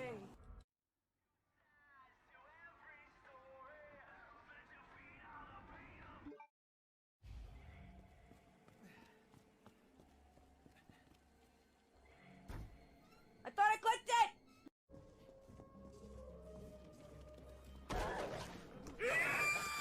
The Dark Lord does not cry. The Dark Lord only cries tears of blood after he stabs you. I'm gonna get him! I'm so ridiculous, man. Just my clip, I'm just screaming in my own ear. It's great, it's great. And holy shit, Sloppy J Mama with the 1,000 biddies. Thank you so much. I noticed that I came back to sit down and I was like, holy shit! Did I miss that? But thank you so much. I'm glad you're enjoying the tutorial. I'm really glad we're doing this. I really wanted to get some more people into this run. It's a really good run to start off with. I didn't mention this before. It is a lot of biddies. Thanks again, Sloppy J. But this was my first ever speed run. So I had no speedrun experience before I started running this. And now look where I am. So you guys can be like me. You guys could do it too. Just take notes, and you need to work your ass off a little bit. You need to put hours into the game, but you can definitely do it if you have the right attitude. Thanks. Come back to RE3R. I will eventually. Eventually I'll do that. I don't know when. After I start learning, I need to learn RE8 first. All right. So, Sherry. What I like to do, Sherry's movement is fucked. So with Sherry, you mostly want to be holding W. You don't really want to press A and D because she does this weird like sideways movement. You don't really want that. And if there's anyone in Discord can give roles to people who are trying to join, that'd be really helpful. But basically with Sherry, you want to be pressing W. But first off, as soon as we exit this cutscene, we're going to be pressing the S key to go backwards. I just find that's the easiest. She goes in this weird circle. I don't really know what I did there, but you want to grab whatever's behind you. You're going to get used to her movement. You kind of got to just practice and see how she moves. I don't really know how to explain Sherry's movement. Unless you have a better way to turn around there, Mondo. You can, so shift boost with Sherry are actually way more important than with Claire. Oh, what? Sorry, I didn't know that. Yeah. Because, if you, if you, just hold shift and go backwards, she's gonna do, this, circle. But if you, walk for a little bit and then tap shift, she, does it better. Sorry. I didn't know that. Yeah, so we abuse that. Sherry actually is pretty technical with movement. Yeah. But you mess up one thing and you lose, so much... you lose, half a second. It's, very annoying, this part. Yeah, it is really annoying. Guys, thanks for the hype train. I really appreciate you. So we're going to be standing about here when we come out of the cutscene. Remember when we were talking about shift boost earlier? So I'm going to give you guys a reminder. Shift boost is when you press W and then start running. Or press S and then start running. You're not going to be holding shift and then going forward. You're going to be pressing your movement key first and then hitting run. So that allows you to make a nice turn with Sherry backwards, which I didn't know you could do. If you don't do this, she does a weird turn out of that cutscene. So you're gonna want to shift boost to get a nice. Oh, she did something weird there. It's probably without the shift boost, but you're gonna want to shift boost backwards, grab it, and then you can go forward. You're gonna go straight to this puzzle. You're gonna examine, just like you did with the electronic boxes. CJK, how are you? It's so nice to see you, man. It's really nice to see you. How you been? So, this puzzle, some people literally don't know how to do it, and they take 5 minutes. So, in order to not take 5 minutes on this puzzle, I will show you one simple trick. So, as soon as you're done this, you're going to spam, and we got this block. So, this block, this is all you got to do for moving the blocks. 1, 2. That's it. So, it's going to be over here. You move it over twice.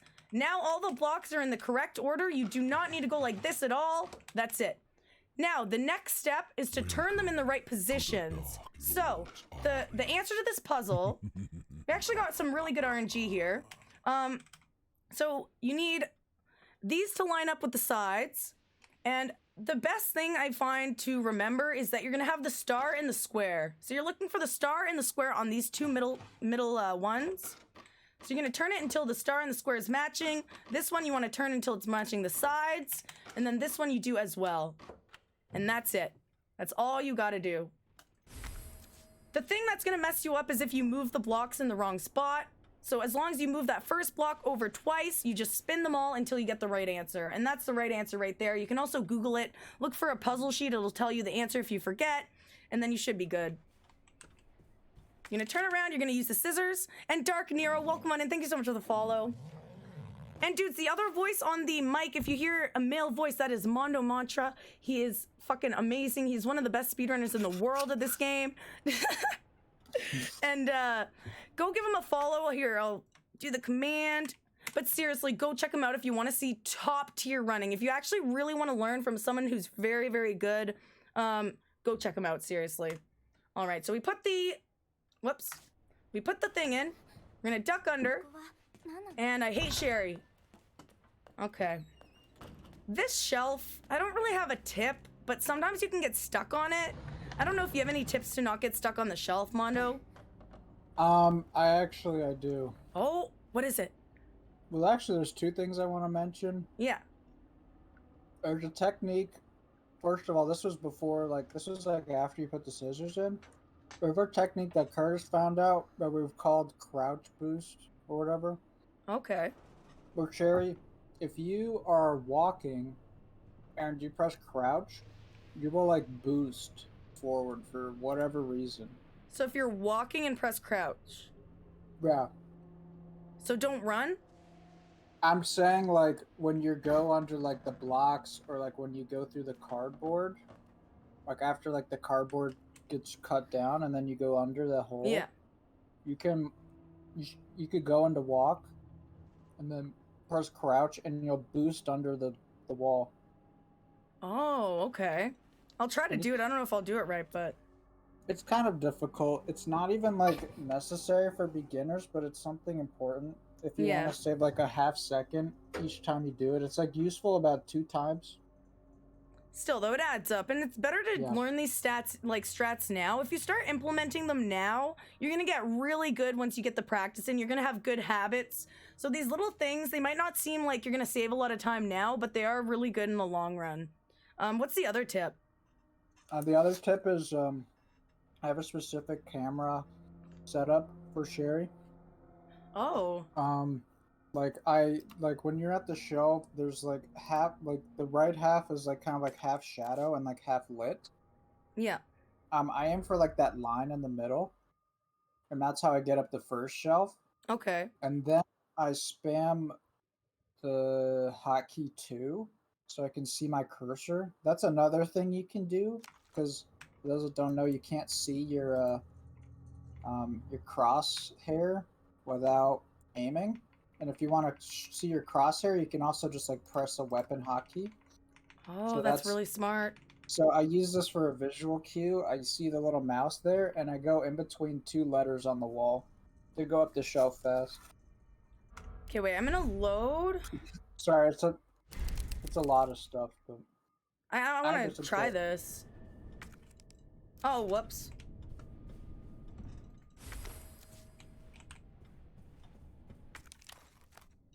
So the puzzle again. And hello, Jesus, how are you doing? Catalia, nice to see you too. How you doing? So we're gonna move this over. Flip that to match.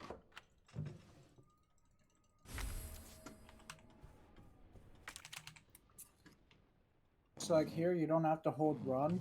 Yeah. You just walk a little bit forward and then press crouch. Oh, whoops, I forgot what the crouch button was. All right, so here you aim between the shadow and the light. So like you see on the right side there, there's like the right side is like in shadow, and then, like the left side isn't. I am kind of for that line after the shelf. It's by like holding forward. I don't think you press shift here. And then I look up. So like you see the wall here? Oh yes, yeah. It's got like B and O. I kind of spam 2 and I look between B and O. B and O. Ah! Wait, do you move Sherry at all, or is it just your camera? I move my camera and then I just like, I think I spam to get up the ledges. I don't remember. Or I hold forward. I don't really remember how to get up shelves just at the moment. Yeah, it's just forward, I guess. Oh yeah, I'll just be forward then. Sorry, I just forgot for a second. I always spam. I guess it's unnecessary. So you get up about here? Yeah, and then while I'm doing this, I look up and spam to check for the like in between them, and then you just kind of hold forward, and that should work. Okay, cool. Because sometimes you're gonna get stuck on the shelf. And no, Jesus, we're actually doing a tutorial teaching you guys how to speedrun. So if you're interested in getting into speedrunning this, you can learn how.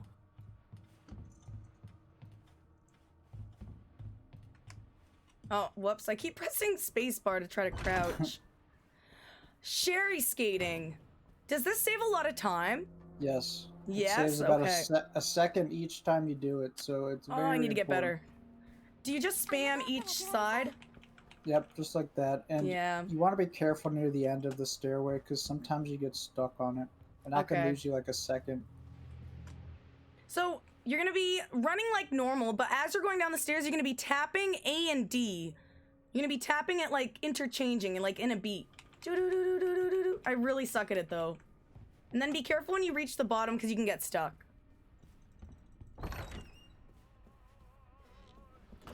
So we're just gonna go through here, try to stick to the walls.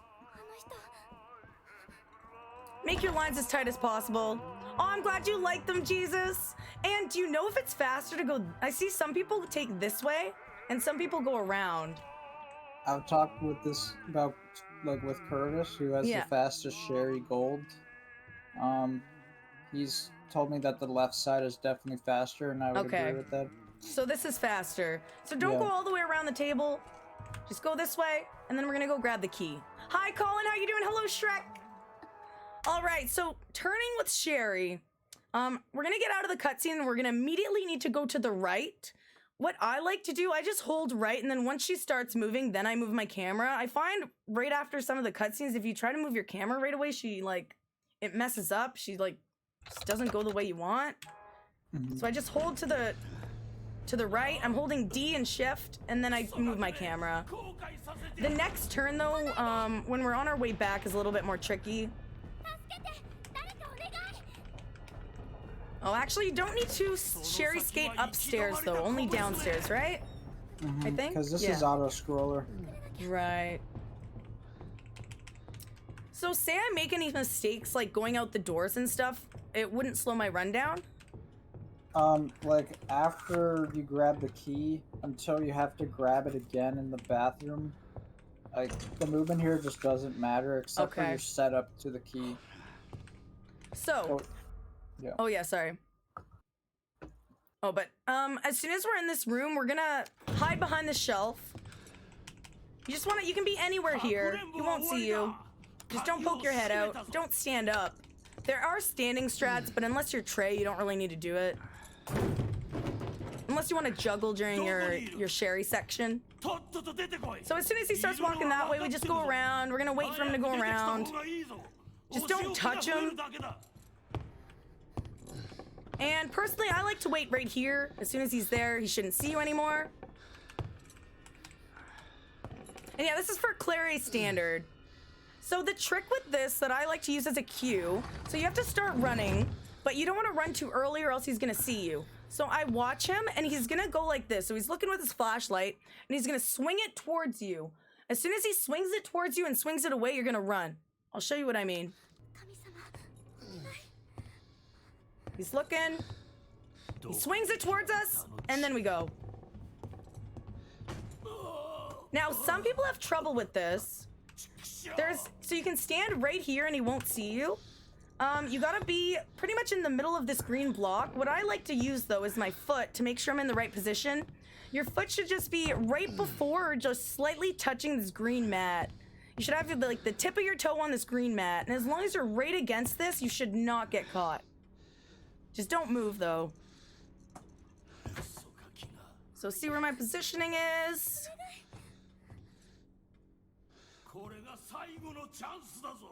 Because I know some people say that they're not able to do it, but I think it's just because you're in the wrong position. I think as long as you're in the right position, you should get it foolproof every time. And a little way to save time is once he's running up to us, you see him go, you can run forward alongside him. You don't want to do it too early or else he'll catch you. But when he's right beside you, you can run forward for a little bit of a boost and you start closer to the door. So now we're gonna grab the key. This is a soft lock. I'm glad this happened by accident. I've never had this happen. This is a soft lock. If you can get caught during like the early part of the cutscene, and then I didn't know that. Yeah, and you will not be able to grab the key, and irons will kill you. For some reason, that's a thing. Oh man, so is it that I did it too early? Yeah, you moved really far. Okay. You don't really want to pass him. You want to be like Right. slightly behind him. Okay, If you that makes pass him, sense. you'll get caught. And sorry, Jubas, no dance parties today. Tomorrow we'll do dance parties.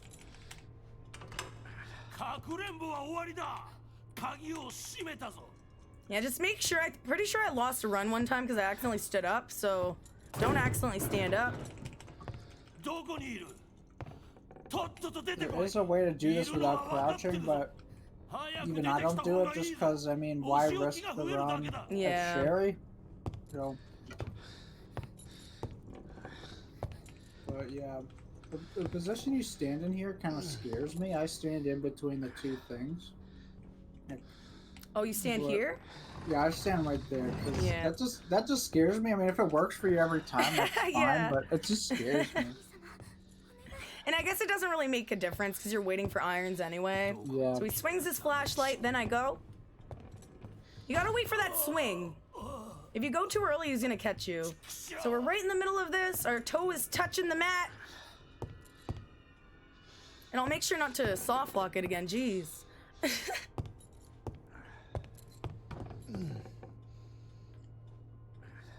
Because I only started doing that, like, move forward with irons recently. So I've only done it maybe 10 times or something. Maybe not even. Yeah, it says probably like like half a second or like a second. It's not like a huge thing. Like if you're too Yeah. scared to do it, I wouldn't go for it. But yeah, if you want the time save, you can go for it. But you gotta be like behind him, and also not touch him. I think that's how you don't get Okay. caught. So don't touch him. Let's see if that That works. was perfect. Okay. And then I find, so after you grab the key, the turn is really weird. I hold A and W, and I find it just gives me the right angle to get out of there. But sometimes you get stuck on the door. It's really annoying. All right, and you're gonna have to spam for the key.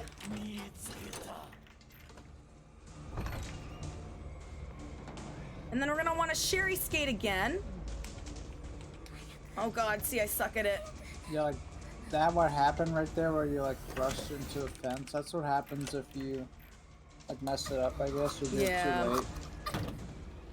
Yeah, like the root beer, Colin. Oh yeah. Okay, this turn sucks. I think I do the same thing as the last turn. So you can get, if you try to turn like normal, I find your camera goes crazy and then I just end up running to the wall. So what I like to do is I hold Shift and D and I make sure she starts to run first in the right direction or to the right, and then I move my camera.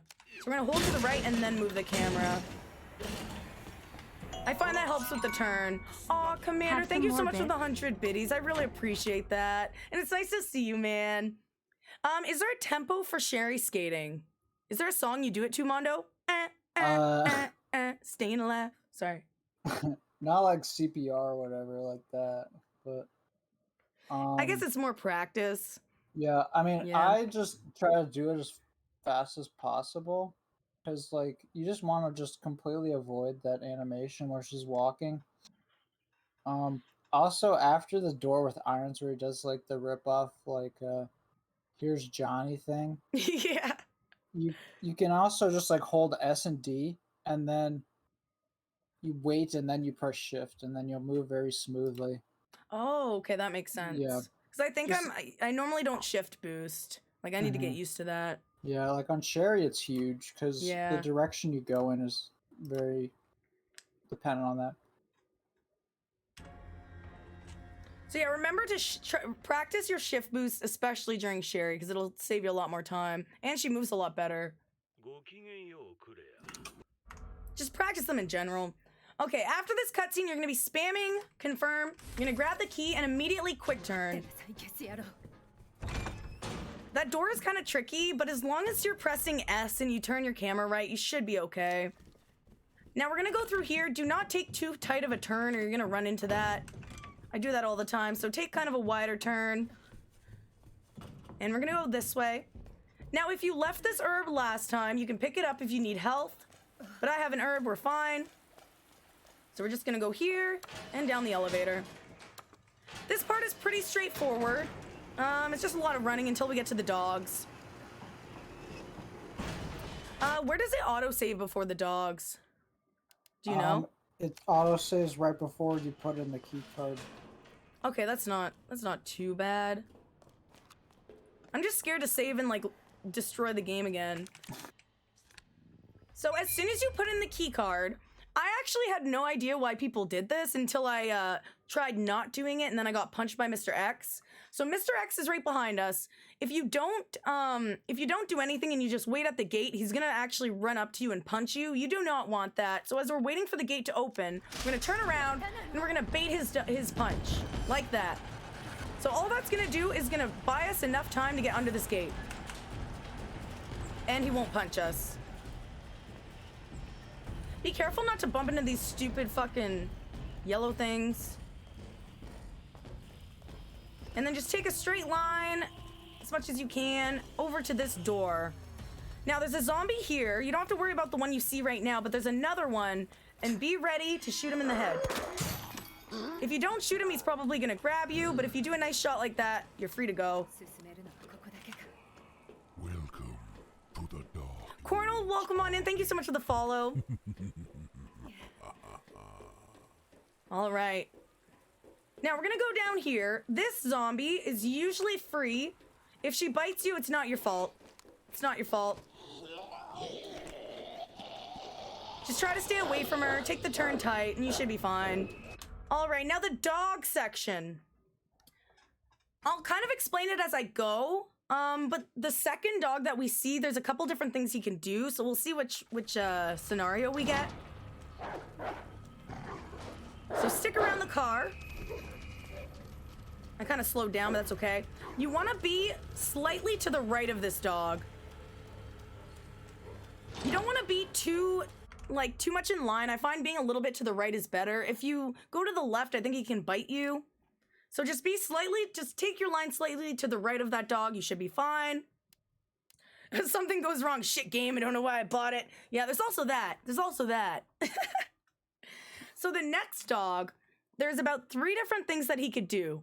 The first situation is that he jumps at you, and you're pretty much just gonna avoid him, and then it's free after that for the most part. The second scenario is that he just stares at you.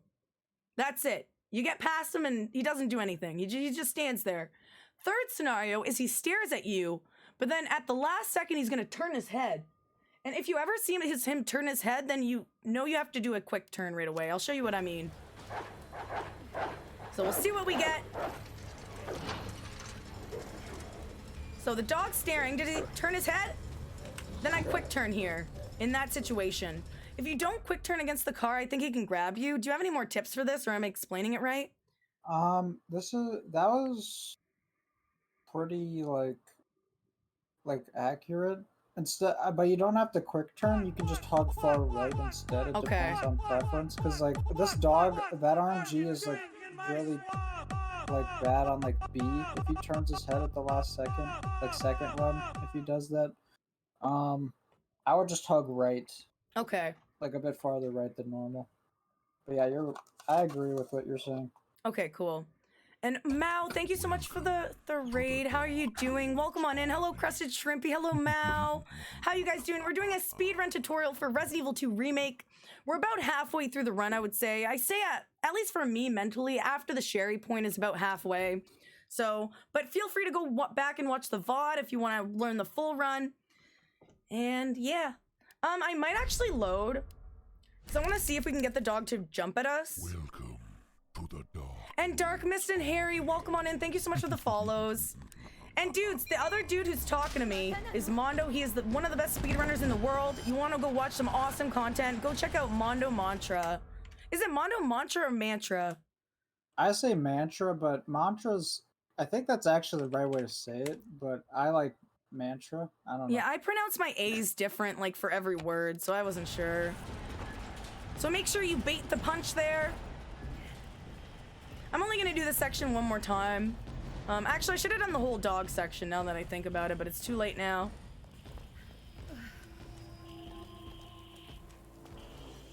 Yeah, that's Mondo you here. Yep. Be fast, then you win. Yep. No tutorial needed. So if you miss him, feel free to shoot him again. However, if you do take too long shooting the zombie, the dude on the floor can grab you, so just stay away from him.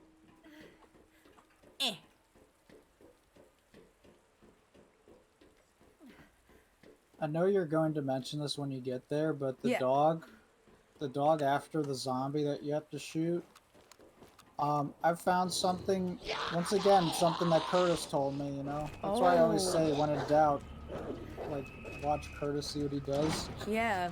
Because he just knows everything. Right after you grab the grenade, if you, like, shoot the zombie, like, right after, the dog tends to not ever hit you. So shoot like right after, like don't move, shoot. Like while you're moving, just like, but the timing of it is after the grenade you shoot. Okay. Like, try to do it quickly, or like pretty much right after, like just like not waiting too long. Okay, yeah. So there's this dog. Hopefully he'll run at us. Nope, he's just doing nothing. The thing is, if the dog does come at you, you need to do kind of like a swivel. So he'll be running at you. You just need to slightly go to the right. If he does jump, just slightly go to the right and you should be able to avoid him. It might take a couple tries, but avoiding dogs really isn't that hard. And hi, Rax. Sorry, one sec. I had a burp stuck. We're doing a speedrun tutorial for Clary Standard. So if you want to learn or just are curious how the run is done, well, it's your lucky day. All right, so after that dog, so the only thing to really note is if he's standing there and he looks back at you, just make sure to hug the right wall or the car, and then you should be fine. If he jumps at you, just avoid his jump, and then we're gonna go into the bus. So what Mondo was talking about is there's a grenade right here, so we're gonna pick that up. Right after we pick up the grenade, we're gonna shoot the zombie in front of us in the face. If you time the shot wrong or you walk too far forward, there's a dog at the other end of the bus that will bite you. So we're trying to time our headshot so that the dog won't trigger and bite us. So we're gonna grab the grenade. Oh, whoops. And we're gonna shoot him. Pretty much right away. And what I like to do, I like to quick turn. So I stair skate once and then I quick turn off of the bus so you don't take a wide turn. Quick turning off of the bus just pretty much, you have a higher chance of not being bit by the dog. And here, it's a good idea to turn around. I'm really bad at turning around my camera while I'm running, but it's good to look back because there's a chance the dog will grab you, so just be wary of that. Do you have anything else to add, Mondo, for that section? That's pretty much it. I mean, that nade thing that I said, like shooting right after the grenade, is kind of like a new thing to me. Right. So I think that's very consistent. But yeah, not much more than that. Cool. All right, so the next part, we have a lot of running.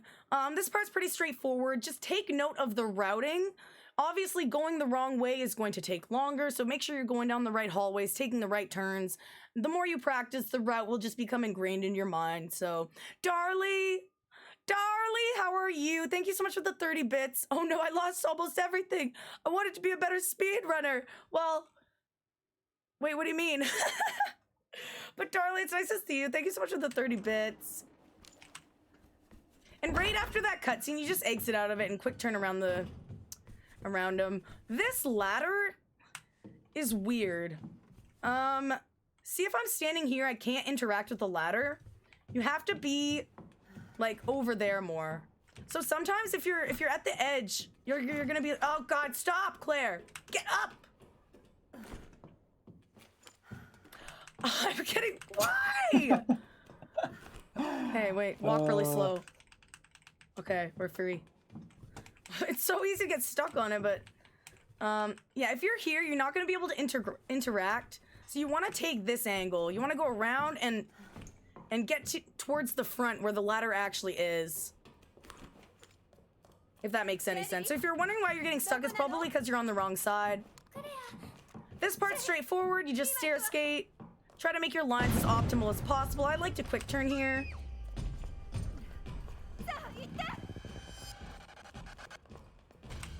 Mr. X is behind you, but he will never catch you unless you're extremely slow, so...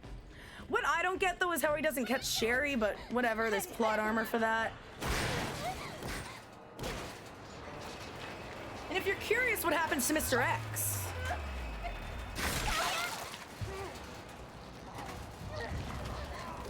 I actually love this cutscene because it's like Birkin's last, like he has a little bit of sanity left. He's trying to save his daughter from Mr. X. I really like this cutscene. And yes, Raven, that is a good point.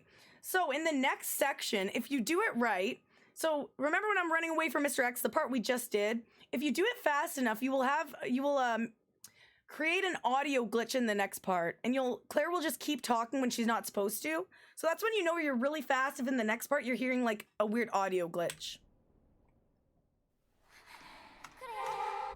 Yeah, pretty much. He only walks fast. He doesn't really run. All right, right out of the cutscene, you're gonna go left, down here. Pretty straightforward.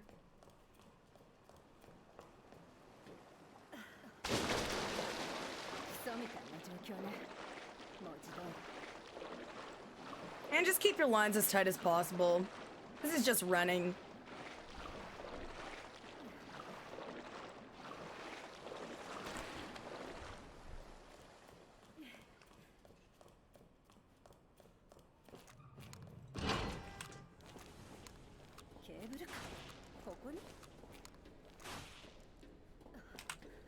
All right, so right after this ladder, there is a zombie.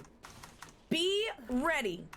This will test your aim and your reflexes. So, it might be hard when you first start, but the more you practice, you're gonna get used to where to aim, your timing and everything.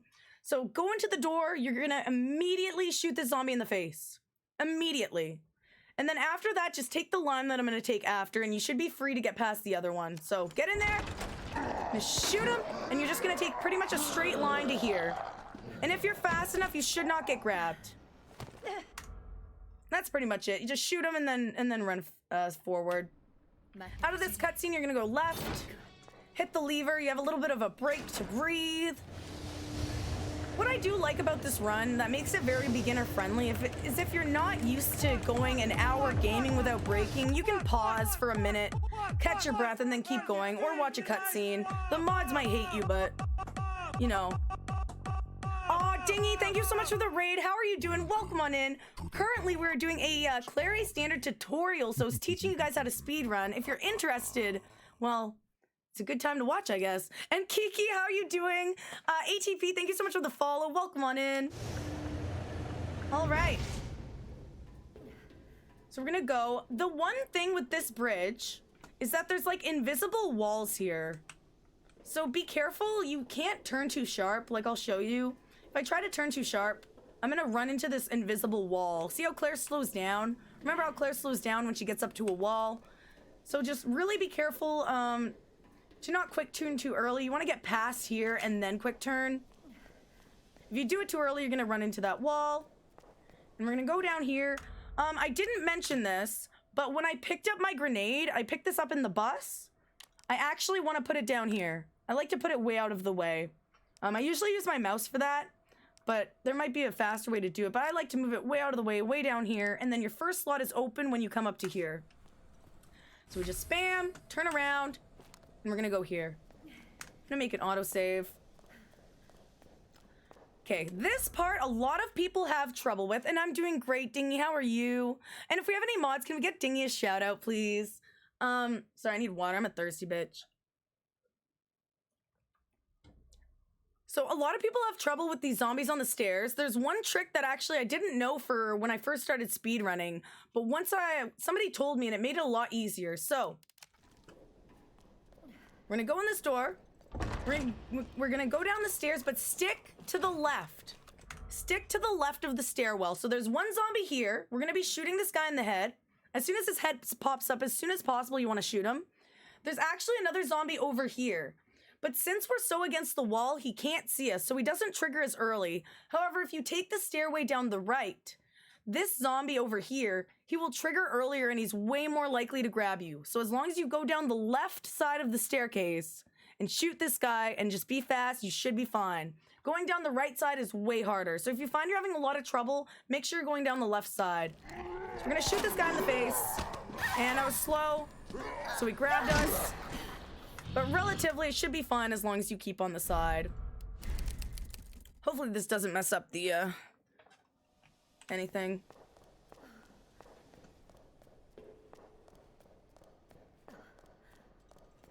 So stay left. Shoot. And you're good. I even had time to miss a bullet. So there's a little bit of wiggle room. Not really, though. Once I hit the switch, I'm gonna go grab this grenade. Mondo, you don't grab this grenade, do you? No, I don't. No, eh? What do you grab instead? Or do you even use it? I just wait at the gate to open.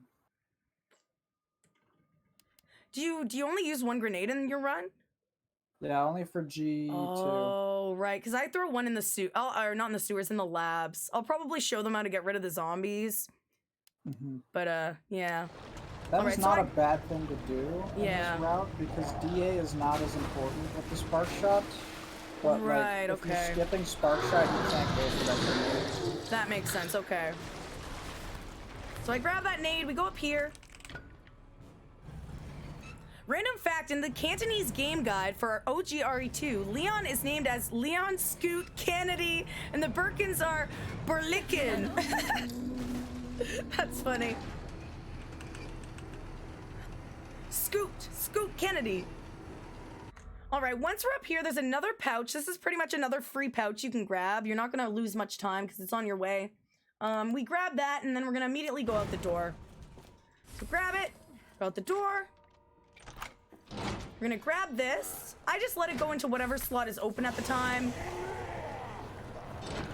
And then we're gonna go back, and I like to grab these bullets. These are my extra bullets that I grab. I think if you're really good, you should be able to survive off just the RPD bullets. But I grab these ones because they're on the way. Oops. I think you can also grab some in the labs as you're waiting for the, or not the labs. You can grab them earlier in the sewers, right? When you're waiting for the bridge? Those are actually a bit faster. Oh, okay. That's good to know.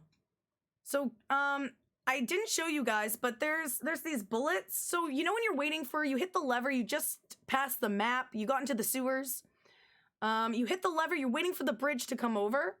If you turn around and go back into the room that you just came out of, there's some bullets right in there. If you're fast enough, you shouldn't lose any time, because you're waiting for the bridge to come anyway, so. And Monty! Oh, Monterey, how you doing? Nice to see you. Yeah, it's RE2R. We're doing a tutorial today. We're teaching you guys how to speedrun, man. I hope I'm not explaining too bad. I think Mondo's helping me out a lot. I really appreciate it, man. Oh, also, so there's no G adult here, but say there's a G adult in your way. All you need to do is shoot him once, and you're good to go. So if there is a G adult, just shoot him once, and then that stuns him for, it gives you enough time to get past. This part right here, right now they're both honestly, I'm probably not the good one to explain this because I have no strategies for this other than just like get past somehow. But yeah, like in this case, I would just go up and hope they don't grab me. I don't really have a strategy. But there's a chance they'll be standing in the water. If they're right in front of you, you could shoot them. If they're standing in the water, you know they're gonna grab you. You can always shoot them in the head. You can also shoot both of them in the head if you want. If they're both standing up like this, I just try to go up on this side, and normally it's okay. I find if you go up on the left, you're more likely to get grabbed. If you go around them on the right, you're less likely to get grabbed. So it's kind of situational. They're gonna be always in different positions. They're not always gonna be the same, so yeah. Oh, because when I got partnered, there's more Founders badges, Monty. Oh, that's cool. All right, and by the way, dudes, if you have any questions, feel free to ask. You need any clarifications, I'll go back and try to explain it better. But I think we're good to go. Those zombies will be bitches. You either shoot them or just go around them to the right. Sometimes one will be up, one will be down.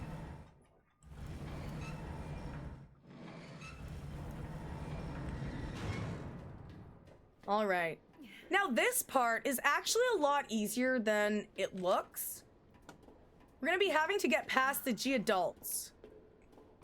Now, there's a couple of small tricks that I use. This, you just stick against the wall, you get up. There is an herb here, but be aware if you grab this herb, there's gonna be these little leech monsters that come out and they can like stun you or poison you. So that's not really the best herb to grab unless you're maybe on your way back. But still, I try to avoid that one. So, We're gonna have one G-adult here. When I'm about right here... Oh, I might mess up the other one, but when I'm about right here, I shoot him. You do not want to be too close when you shoot him, because when he pops out of the water, he's gonna stun you. So you want to make sure you're at least a little bit of a distance away. You're gonna shoot him, and then I just go around the side. Ah! Okay, I was a little slow.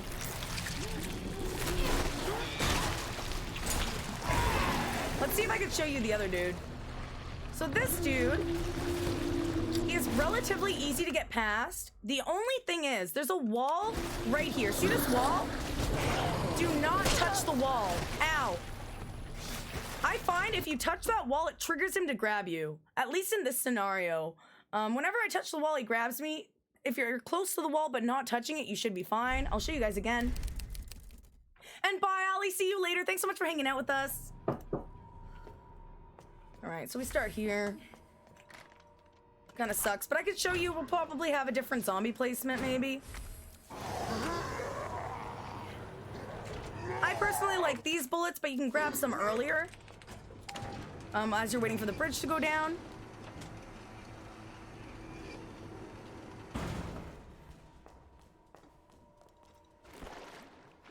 And then if the G-adult's there, you just shoot him once. So we have the same scenario. They're both up here. I like to go to the right. Should be fine. Don't go up to the left of them. You're gonna get grabbed. And your T-bar should be in the first slot. You're gonna use the T-bar a lot, so you really want to make sure it's in the first slot, or else it's just, you're gonna be losing time.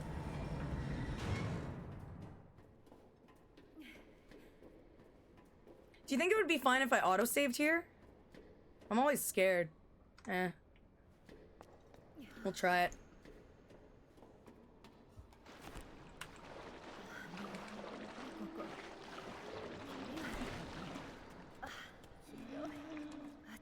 All right.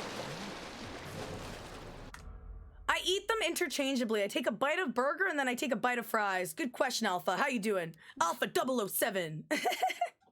What do you do, Mondo? It's a very important question.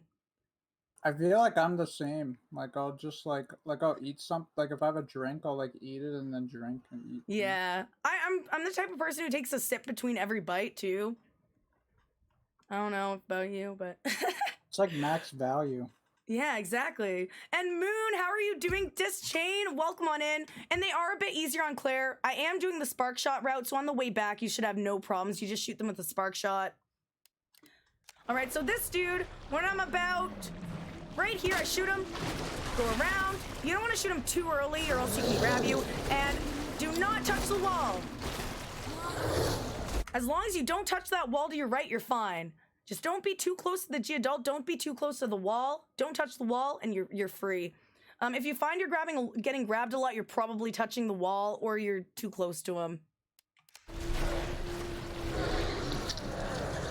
Yeah, you definitely need it for G3 for 60 and for G2. So this room right here, this is a very skill-based room. You have to be very good at quick turning. You have to be good at turning around. If you're really slow in this, like, if you have slow movement, it's gonna show in this room. So I'll show you what I do in here. I don't know if I'm not teaching necessarily the fastest strats, but they're fast enough for you to get a good time. So this, I always put it in the first slot. No matter what, I always make sure it's here. I'm gonna turn around, and you're gonna put it in here. Go up the stairs. You want to make sure you're fast, though, because if you're too slow on this part, the zombie that just fell will grab you. There's two things this zombie can do. About 80% of the time, he'll stand up like this, so this is normal. About 10-20% of the time, he'll stay on the ground, and he'll be a crawler. If he's a crawler, it's way better because you don't have to shoot him in the head on the way back, and you just run past him. Just make sure not to go near his face area, or else he might grab your leg. But other than that, it should be fine. We're gonna keep running. That kind of sucked. I'm gonna put that in, grab the spark shot. Make sure you re-grab this, and you can shoot him through the fence, actually. Whoops. Oh my god. Where do I start from this? Wait, I saved, actually. Yeah, you're at the ladder.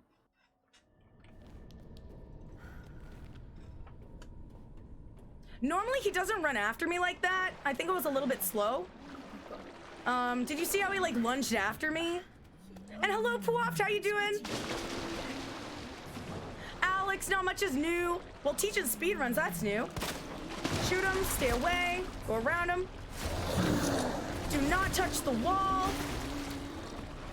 And you're good. And Dust Chain, thank you so much for the follow. Welcome on in. So for this zombie, there's actually like a third RNG, technically. Oh. So like when he's standing, if he's aggroed to you, like if he like yells at you and then he chases you, that Yeah. means you have to shoot him. If he doesn't do that, technically you can pass him without shooting on the right side. He won't go for you, but Oh. if your movement's a little messed up, you will get Oops. grabbed. Oh dear God, that was so bad. Let's see what happens. So I was too late. I probably would want to shoot him. I can actually get past though here. If you're too slow grabbing the key or the king thingy or the king piece, then he's gonna come after you. On the way back, I like to shoot him. Except for when Mondo said you can apparently get past him. So my inventory is full. I need to make a decision. Right now, I would probably want to get rid of the knife just so I have an extra heal. So I need these two knives. I need them. This one is extra. You can kind of get rid of it. Say you get grabbed by a zombie, you can use it. That might have been better so it was gone. But right now I have to quickly get rid of it. Oops. That's the only thing that's bad about safety strats is that if you do really well, you're going to have extra stuff in your inventory you want to get rid of. But, oh, Melinda, thanks for the good luck. Have fun. I hope you're doing well. So we're going to pick that up. We're going to put the king thing back in. Oh, whoops. No, we're going to put the queen. Put the queen in there. Put the king. Turn around. You might have to watch this room a couple times in the VOD to remember which ways to go, but... Now, for that last one, I like to do like a triple quick turn. So, I do a quick turn to get into here, and then once I grab it, I quick turn away. It's kind of hard, though. You're not going to get it right away. Just try to do it as fast as possible. Oh, you're Kenji! Oh, cool. Hi, Kenji. How you been, man? Yeah, basically that's it for the room. As long as you don't get grabbed by the zombie, you're gonna get used to getting around the room fast with more practice. So now we have the spark shot. You want to equip it around here. You're gonna use it to get past the G adults. And Coke, how are you doing? Nice to see ya. So there's a guy in my way. There is a chance that he's gonna spit out babies. I don't really know. Like, what's the sound he makes, Mondo? Can you replicate it? Wait, what sound? Like this guy? When he's gonna spit babies out, what does he do? Like, how He do you just, like, know? he makes like a high pitched like sound, and like he extends something. I would try it, but I'll spare the ears of everyone. Yeah, I'll do it. Wait, let me try to load it, or let's see what he does. No, he's gonna grab. And hello, October, how you doing? Also, the audio of the Discord stream is messed up. Yeah, I'll do it again. Yeah, just let me know whenever it does that. I don't know why.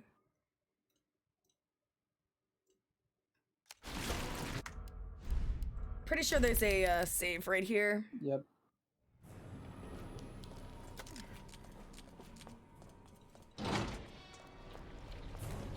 All right. Oh, there it is. So it's like a not really. Well, when he does this, it's pretty much you don't have to shoot him with the spark shot. Normally I still do because I'm not really good at telling what he's about to do. Normally if he's just in front of me, I shoot him. I have enough bullets, it's fine. But if you can tell what he's about to do and you know he's about to spit babies out, you can just make it buy free. So that was free, but if he goes to grab you, you need to shoot him. Or else you have to use your knife or you're gonna get poisoned and you don't have extra knives. So right here, be aware, he's gonna pop out. As soon as he pops out, shoot the eyeball. There's one thing though. For some reason, I can't always get past the right. Do you have a way to do that consistently or? I feel like you don't use spark shot here though anyway, so it's different. No, I mean I would shoot with the pistol, but that's like a really hard strat that I Yeah. don't think you should go over, just because it only saves like 2 seconds or whatever. Yeah. But like I tend to just like wait a little bit, because if you go for an instant shot, I feel like you just get stuck. But if you like wait a little bit Yeah. and shoot, he'll be like past like the wall, so you'll fit. Right. Because I have trouble getting past there consistently. For example, right now, if I try to get past, I'm stuck. Like, my run is over. So if you want to be safe, always go to the left. When you're starting, just go to the left every time. Once you get comfortable with the timing, and you're able to shoot him a bit late and know you have enough room, then you can do that. But I'll try to do the late shot. I used to do that, but then I gave up after I failed it a couple times, and it just ruined my run. I'm just gonna shoot him. I don't know what he's about to do. Death Chain made a good point about shooting the hand. Sometimes it's harder to shoot the body because it's moving more, but the hand is kind of like, you can hit the hand as well. You can hit like any part of his body, but you really don't want to miss the needle, otherwise, you know, rip run. So I'm gonna wait a second and then shoot. And then I think I should have enough room now. Yeah! So if you wait just a second and then shoot, you will have enough room to go on the right.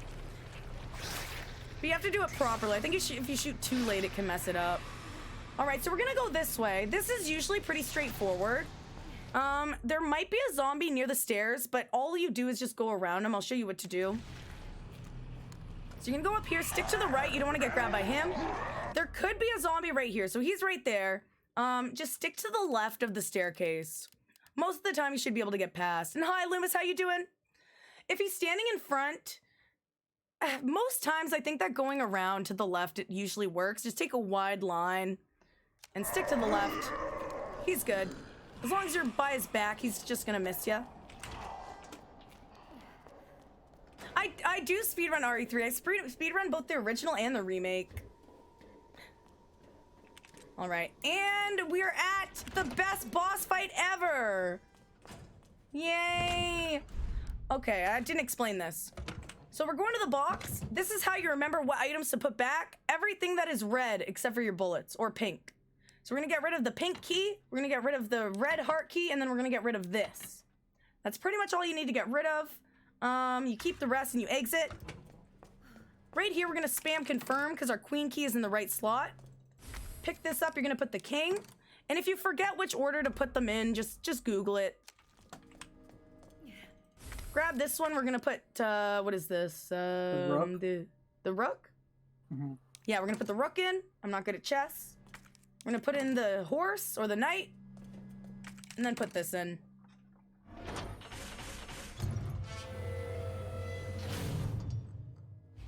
Oh, I did Inferno speedruns. Those are a lot of fun.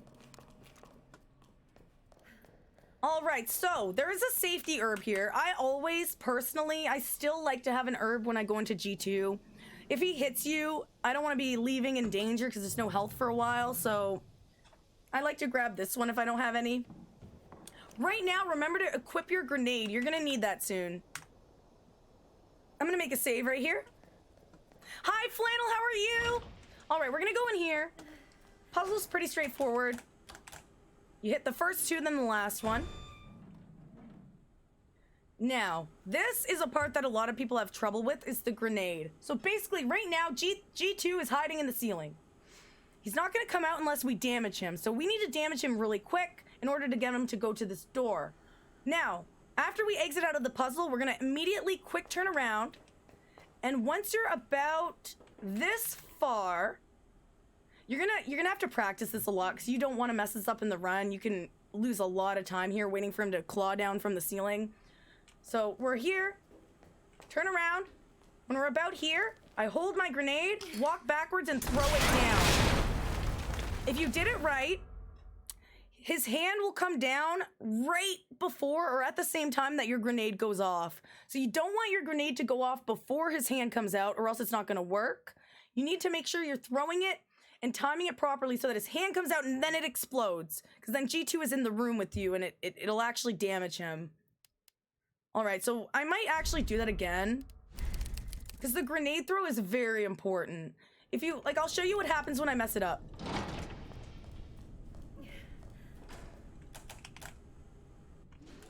So if I mess up the grenade, let's say I throw it too late or too early. Let's say I throw it right now. And then I trigger him. What's gonna happen is he's not gonna come to the door. He's gonna do this.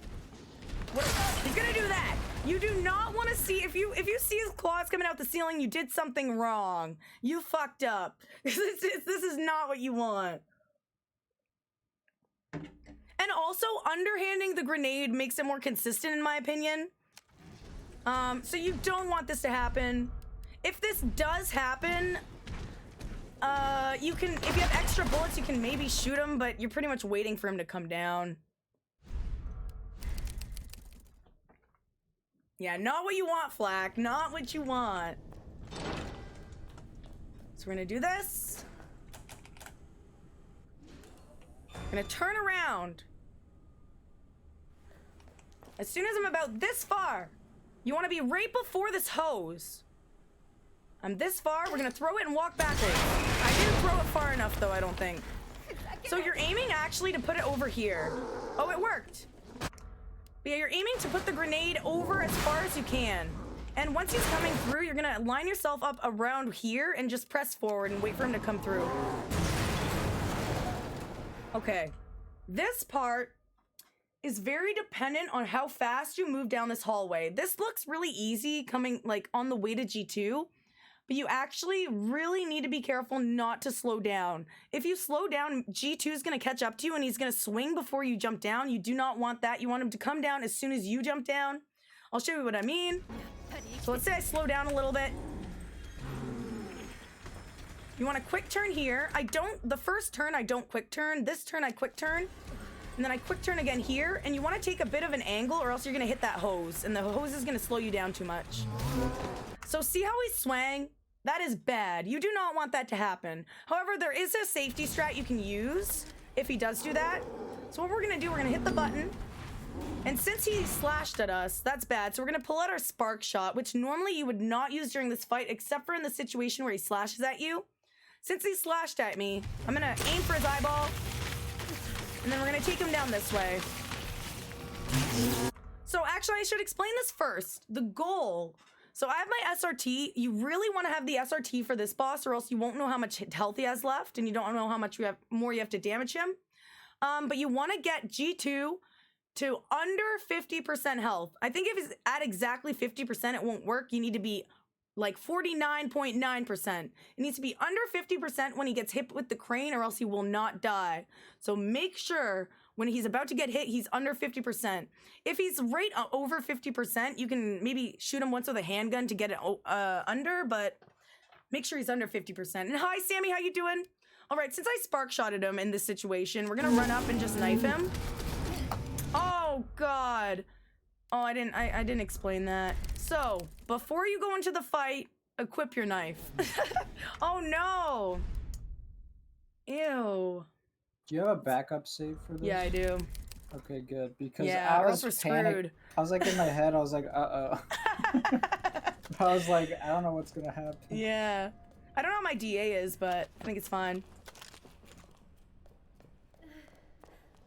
So I'm gonna grab this herb since I don't have one.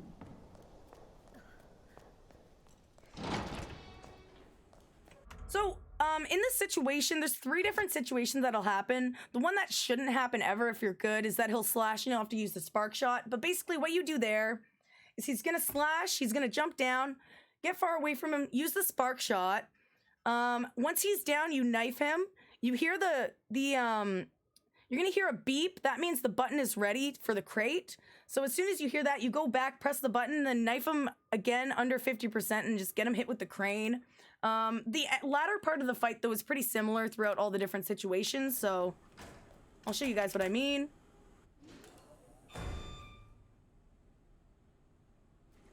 Yeah, so spark shotting him is only really useful if he slashes you on the way down.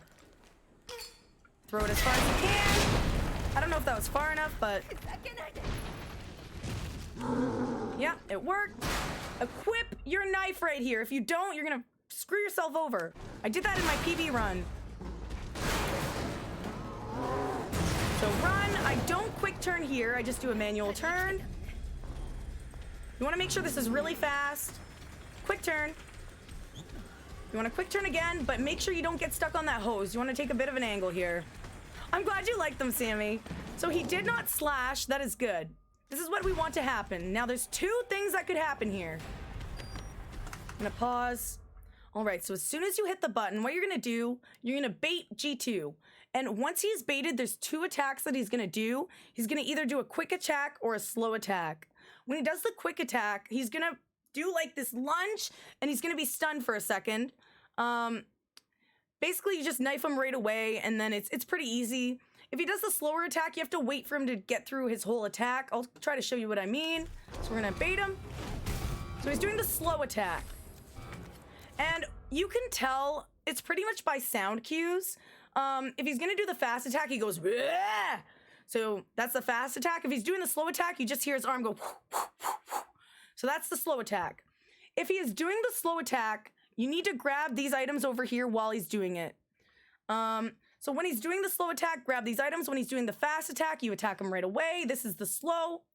So I'm gonna show you. Once he's down, you slash him.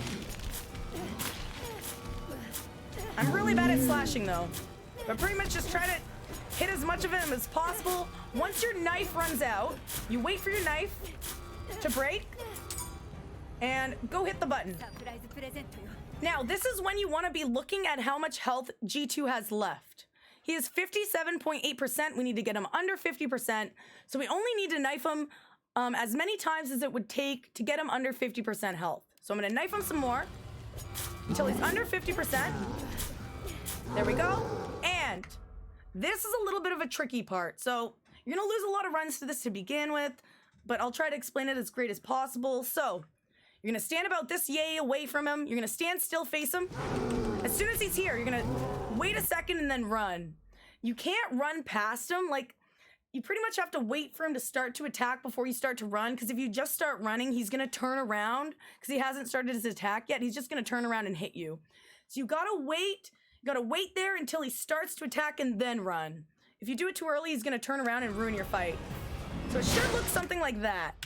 So that was the fast or the slow attack. I'll show you what happens when he does the fast attack. I don't know if this will... No, this is going to be a weird autosave. Oh, yeah, it's a weird... Oh my god, what's happening? Okay, we're gonna do it. Let me do it again. But Flannel, thank you so much for the gifted sub to Sammy. That's really fucking nice. I appreciate you, man. Oh, whoops. I don't know if this will work off the autosave, but... So we're gonna trigger him. You pretty much just go forward, backward. I don't think this is gonna work. Oh, there we go. So that's a fast attack. What you're gonna do is knife him right away. And I suck at knifing, so he's gonna hit me or he misses. What? Oh my god. But ideally, I'd be in a better position. And guys, let me know if you have any questions. Whoops. Come on. Okay, so you're gonna trigger him. That's a fast attack. So you're gonna just knife him right away. He's gonna actually be in a little bit of a different position than that. It's just kind of weird because the autosave. If you do get hit, that's why I bring the herb for safety. And once he's down, you're pretty much good. General rule, wait for your knife to go out. So once your knife's broken, it's kind of wasting time right now, but it's okay. You ideally want to hit the button as soon as possible. We're gonna get him under 50% health. Once we do, we're gonna run away. We're gonna wait for him to attack us. Oh, that was bad. Oh, that worked. Ah! No. So if he's not far enough in front of the box there, that can happen. So you don't want that to happen. Yeah. Oh god, I'm pressing the wrong button! I was pressing E. It's fine. So we're gonna bait him.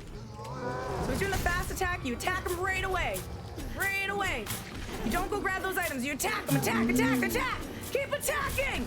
Just keep going until your knife's broke. Attack, attack, attack.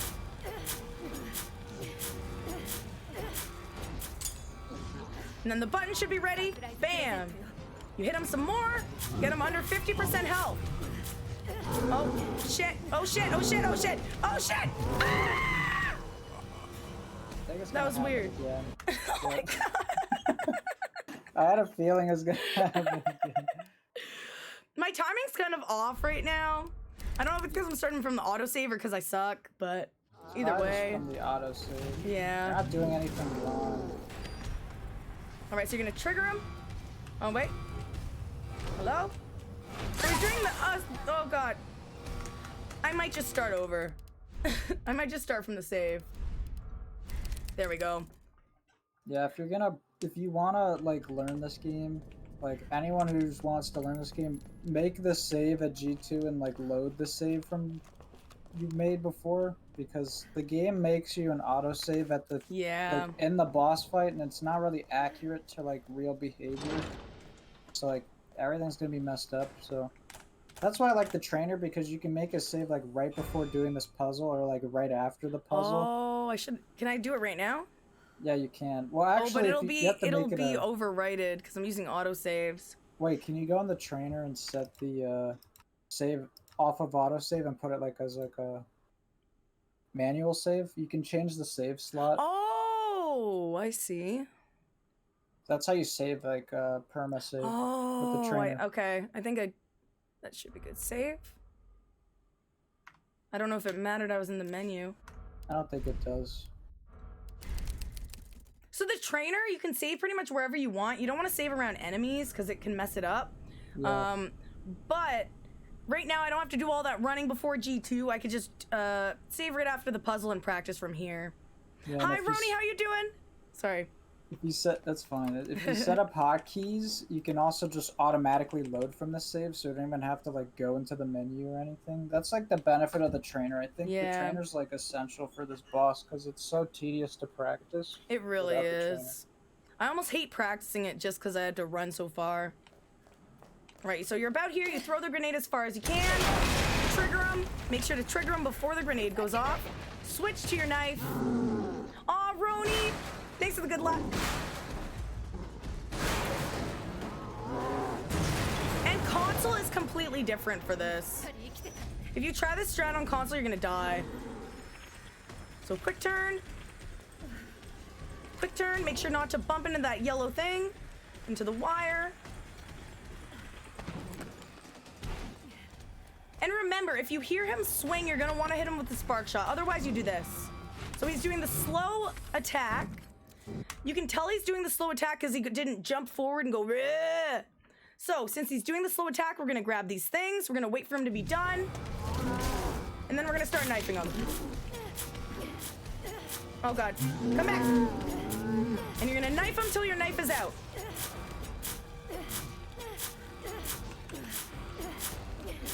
So our knife's out. You're gonna start walking this way, hit the button. We're gonna keep knifing him till he's under 50%. Under 50, we're gonna stand a little bit away. We're gonna wait for him to start his attack and then run. And done so. Does anyone have any more questions about G2?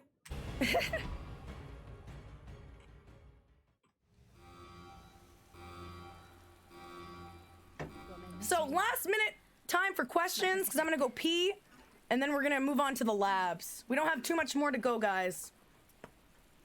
Dunzell, Washington, oh yeah!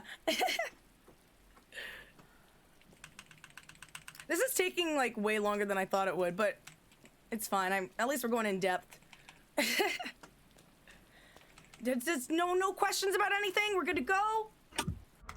All right, dudes. I'm gonna take a 2 to 3 minute break. I'll be right back. And Mondo, let me know. I know this is going kind of longer than I thought it would. Let me know if you need to go at any point, but That's fine.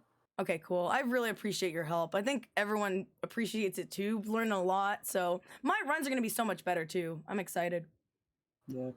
Yeah. All right, we'll be right back. Give me 3 minutes. How are you doing? I hope you're doing well. Tell you more. More. More. More. More. You want more? More. How you doing? You know I love you. You know I care.